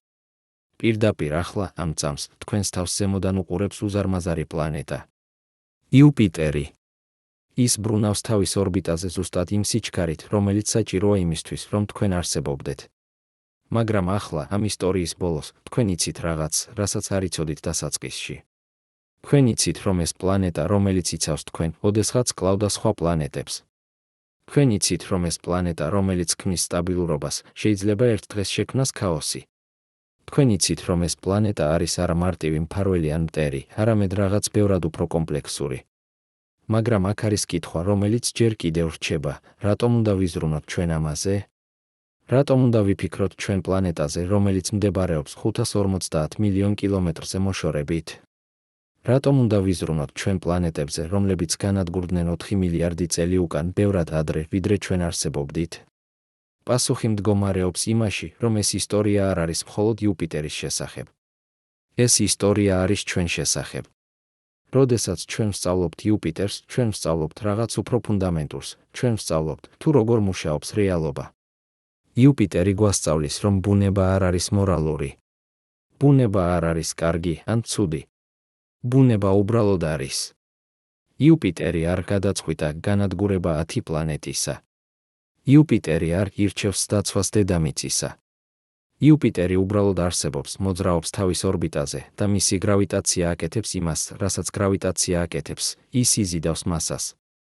ეს არის ფუნდამენტური გაკვეთილი. კოსმოსი არ არის შექმნილი ჩვენთვის. კოსმოსი არ ზრუნავს ჩვენზე. კოსმოსი არ იცის, რომ ჩვენ არსებობთ.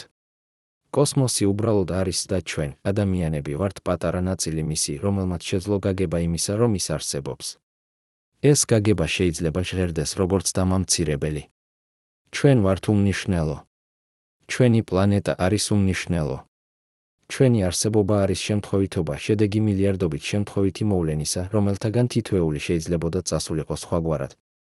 მაგრამ აქ არის პარადოქსი, ეს უმნიშვნელობა არის ასევე ის, რაც გვხდის განსაკუთრებულებად.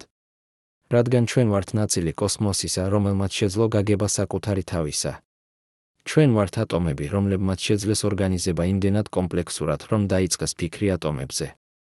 ჩვენ ვართ მატერია, რომელმაც შეძლო გაგება მატერიის კანონებისა. ჩვენ ვართ კოსმოსი, რომელიც უყურებს საკუთარ თავს. ეს არის ის, რასაც ზოგიერთი ფილოსოფოსი უწოდებს კოსმოსურ თვითშეგნებას.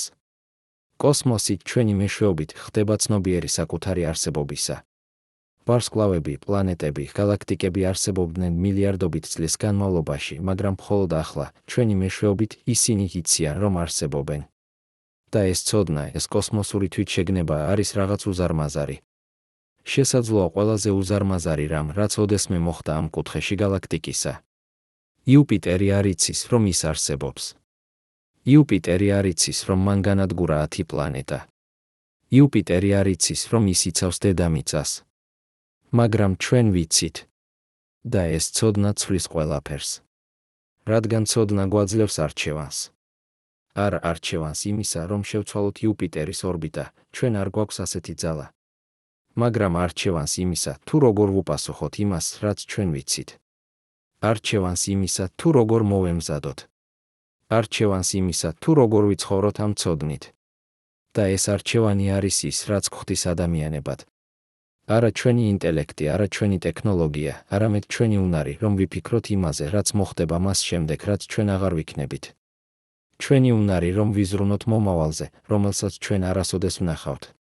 მაგრამ აქ უნდა ვიყოთ ძალიან გულწრფელები. ყველაფერი, რაც ჩვენ ვთქვით იუპიტერის შესახებ, ყველაფერი, რაც ჩვენ ვიცით მზის სისტემის შესახებ, არის მხოლოდ პატარა ნაწილი უფრო დიდი სურათისა. და ეს დიდი სურათი რჩება ძირითადად უცნობი. ჩვენ არ ვიცით, რატომ არსებობს გრავიტაცია. ჩვენ ვიცით, როგორ მუშაობს გრავიტაცია, ჩვენ შეგვიძლია გამოვთვალოთ მისი ეფექტები უზარმაზარი სიზუსტით, მაგრამ ჩვენ არ ვიცით, რატომ მასა იზიდავს მასას. ჩვენ არ ვიცით, რა არის გრავიტაცია ფუნდამენტურ დონეზე. ჩვენ არ ვიცით, რატომ არსებობს დრო. ჩვენ ვიცით, რომ დრო მოძრაობს წინ, ჩვენ ვიცით, რომ დრო შეიძლება შენელდეს ან დაჩქარდეს გრავიტაციული ველების გავლენის ქვეშ, მაგრამ ჩვენ არ ვიცით, რატომ არსებობს დრო, რატომ არის ის. ერთმიმართულებიანი, რატომ ჩვენ ვიხსენებთ წარსულს, მაგრამ არა მომავალს. ჩვენ არ ვიცით, რა არის ბნელი მატერია. ჩვენ ვიცით, რომ ის არსებობს, რადგან ჩვენ ვხედავთ მის გრავიტაციულ ეფექტებს. გალაქტიკები ბრუნავენ ძალიან სწრაფად, რომ შეინარჩუნონ ერთად მხოლოდ იმ მატერიით, რომელსაც ჩვენ ვხედავთ. უნდა არსებობდეს რაღაც მეტი, რაღაც უხილავი, რაც ქმნის დამატებით გრავიტაციას. ჩვენ ვუწოდებთ მას ბნელ მატერიას, მაგრამ ეს არის მხოლოდ სახელი ჩვენი უმეცრებისთვის. ჩვენ არ ვიცით, რა არის ის. ჩვენ არ ვიცით, რა არის ბნელი ენერგია. ჩვენ ვიცით, რომ სამყარო ფართოვდება და ეს გაფართოება ჩქარდება. რაღაც უბიძგებს სამყაროს, რომ ფართოვდეს უფრო და უფრო სწრაფად. ჩვენ ვუწოდებთ ამ რაღაცას ბნელ ენერგიას, მაგრამ ჩვენ არ ვიცით, რა არის ის, საიდან მოდის ის, რატომ არსებობს ის. ჩვენ არ ვიცით, არის თუ არა ჩვენი სამყარო ერთადერთი. შესაძლოა არსებობს უსასრულო რაოდენობა სხვა სამყაროები, თითოეული თავისი ფიზიკის კანონებით, თავისი კონსტანტებით, თავისი ისტორიით. შესაძლოა ჩვენ ვართ მხოლოდ ერთი ბუშტი უზარმაზარ მულტივერსში, სადაც უსასრულო რაოდენობა სამყაროები იბადება და კვდება ყოველ წამს. ან შესაძლოა ჩვენი სამყარო არის ერთადერთი უნიკალური შემთხვევითი.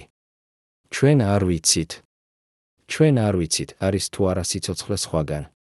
ჩვენ ვიცით, რომ არსებობს მილიარდობით პლანეტა ჩვენს გალაქტიკაში. ჩვენ ვიცით, რომ ზოგიერთი მათგანი მდებარეობს ჰაბიტაციურ ზონაში, სადაც ტემპერატურა შესაფერისია თხევადი წყლისთვის. ჩვენ ვიცით, რომ ორგანული მოლეკულები არის გავრცელებული კოსმოსში. მაგრამ ჩვენ არ ვიცით, არის თუ არა სიცოცხლე სხვაგან. ჩვენ არ ვიცით, ვართ თუ არა ჩვენ მარტო. და ყველაზე ფუნდამენტური კითხვა, ჩვენ არ ვიცით, რატომ არსებობს რაიმე. რატომ არსებობს სამყარო, ნაცვლად არაფრისა? რატომ არსებობს მატერია, ენერგია, სივრცე, დრო? რატომ არსებობს ფიზიკის კანონები? რატომ არის ეს კანონები ზუსტად ისეთები, როგორებიც არიან და არა სხვაგვარი? ეს კითხვები არ არის მხოლოდ აკადემიური. ეს კითხვები არის ფუნდამენტური. და პასუხები ამ კითხვებზე, თუ ისინი არსებობენ, შეცვლიდნენ ყველაფერს, რასაც ჩვენ ვიცით რეალობის შესახებ. მაგრამ ახლა, ამ წამს, ჩვენ არ გვაქვს ეს პასუხები. და შესაძლოა არასოდეს გვექნება. შესაძლოა ზოგიერთი კითხვა არის ფუნდამენტურად უპასუხო. შესაძლოა რეალობა არის ბევრად უფრო უცნაური, ვიდრე ჩვენ შეგვიძლია წარმოვიდგინოთ. და ეს არის კარგი. რადგან ეს ნიშნავს, რომ ჯერ კიდევ არის რაღაც აღსაჩენი. ჯერ კიდევ არის რაღაც სასწავლი. ჯერ კიდევ არის რაღაც, რაც გვაკვირვებს, გვაოცებს, გვაფიქრებინებს. და ეს გაოცება, ეს კვირვება, ეს უწყვეტი ძებნა გაგებისა არის ის, რაც გვხდის ადამიანებად. არა პასუხები, არამედ კითხვები. არა ცოდნა, არამედ ძებნა ცოდნისა. ახლა დაბრუნდით დედამიწაზე. დაბრუნდით ამ პატარა, ლურჯ პლანეტაზე, რომელიც ბრუნავს ჩვეულებრივი ვარსკვლავის გარშემო, გალაქტიკის გარეულ რეგიონში. თქვენ დგახართ ამ პლანეტის ზედაპირზე. თქვენს ფეხქვეშ არის კლდე, რომელიც ყალიბდებოდა მილიარდობით წლის განმავლობაში. თქვენს თავზე არის ატმოსფერო, რომელიც იცავს თქვენ კოსმოსური რადიაციისგან. თქვენს გარშემო არის სიცოცხლე, მილიონობით სახეობა, თითოეული მათგანი არის შედეგი 4 მილიარდი წლის ევოლუციისა. და სადღაც იქ, ზევით, უხილავი დღის სინათლეში ან ხილული ღამის ცაში არის იუპიტერი. ის ბრუნავს თავის ორბიტაზე, როგორც ბრუნავდა მილიარდობით წლის განმავლობაში. მისი გრავიტაცია ამ წამშიც ცვლის ასტეროიდების ორბიტებს. მისი მაგნიტური ველი ამ წამშიც ურთიერთქმედებს მზის ქართან. მისი არსებობა ამ წამშიც არის მიზეზი იმისა, რომ თქვენ არსებობთ. მაგრამ ახლა თქვენ იცით რაღაც, რასაც არ იცოდით დასაწყისში. თქვენ იცით, რომ ეს კავშირი, ეს დამოკიდებულება დედამიწასა და იუპიტერს შორის არის არა მარტივი, არა ერთმნიშვნელოვანი, არა გარანტირებული მუდმივად. თქვენ იცით, რომ იუპიტერი არის ერთდროულად დამცველი და პოტენციური საფრთხე. თქვენ იცით, რომ ჩვენი არსებობა არის შედეგი უზარმაზარი რაოდენობის შემთხვევითობებისა. თქვენ იცით, რომ ჩვენი ცოდნა არის შეზღუდული და რომ კოსმოსი არის ბევრად უფრო კომპლექსური, ვიდრე ჩვენ შეგვიძლია წარმოვიდგინოთ. და ეს ცოდნა ცვლის იმას, თუ როგორ უყურებთ თქვენ ცას. რადგან ახლა, როდესაც თქვენ უყურებთ იუპიტერს, თქვენ ხედავთ არა მხოლოდ კაშკაშა წერტილს ღამის ცაში. თქვენ ხედავთ ისტორიას. ისტორიას 10 პლანეტისა, რომლებიც განადგურდნენ. ისტორიას მილიარდობით წლის გრავიტაციული ცეკვისა. ისტორიას იმისა, თუ როგორ ყალიბდება პლანეტური სისტემები და როგორ ვითარდება სიცოცხლე. თქვენ ხედავთ მომავალს. მომავალს, სადაც იუპიტერი გააგრძელებს თავის გავლენას დედამიწაზე. მომავალს, სადაც ჩვენი შთამომავლები, თუ ისინი არსებობენ, უნდა იყვნენ მომზადებულები იმისთვის, რაც შეიძლება მოვიდეს კოსმოსიდან. და თქვენ ხედავთ საკუთარ თავს. პატარა არსებას პატარა პლანეტაზე, რომელიც უყურებს უზარმაზარ კოსმოსს და ცდილობს გაიგოს თავისი ადგილი მასში. გახსოვთ, როგორ დავიწყეთ? პირდაპირ ახლა ამ წამს, სანამ თქვენ კითხულობთ ამ სიტყვებს, თქვენს თავს ზემოდან უყურებს უზარმაზარი პლანეტა. ეს იყო პირველი წინადადება. პირველი სურათი.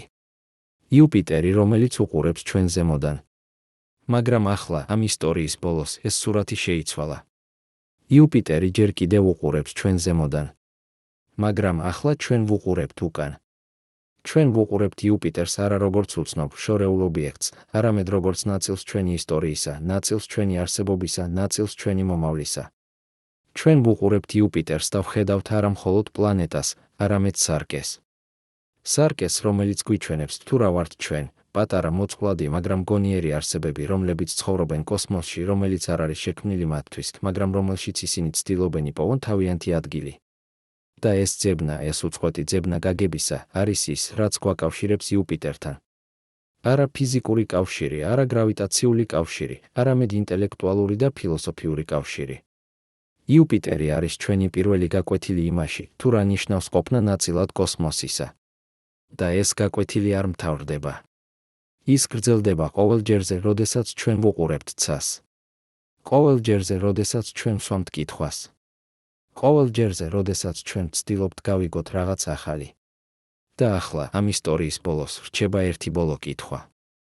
არა კითხვა იუპიტერის შესახებ, არა კითხვა გრავიტაციის ან ორბიტების შესახებ, არამედ კითხვა ჩვენ შესახებ.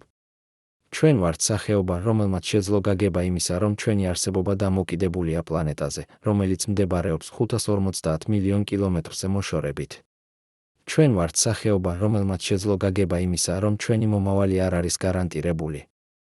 ჩვენ ვართ სახეობა, რომელმაც შეძლო გაგება იმისა, რომ კოსმოსი არის ბევრად უფრო დიდი, ბევრად უფრო კომპლექსური, ბევრად უფრო უცნაური, ვიდრე ჩვენ ოდესმე წარმოვიდგენდით. მაგრამ რას ვაკეთებთ ჩვენ ამ ცოდნით? შეგვიძლია თუ არა ჩვენ გამოვიყენოთ ეს ცოდნა, რომ შევქმნათ უკეთესი მომავალი?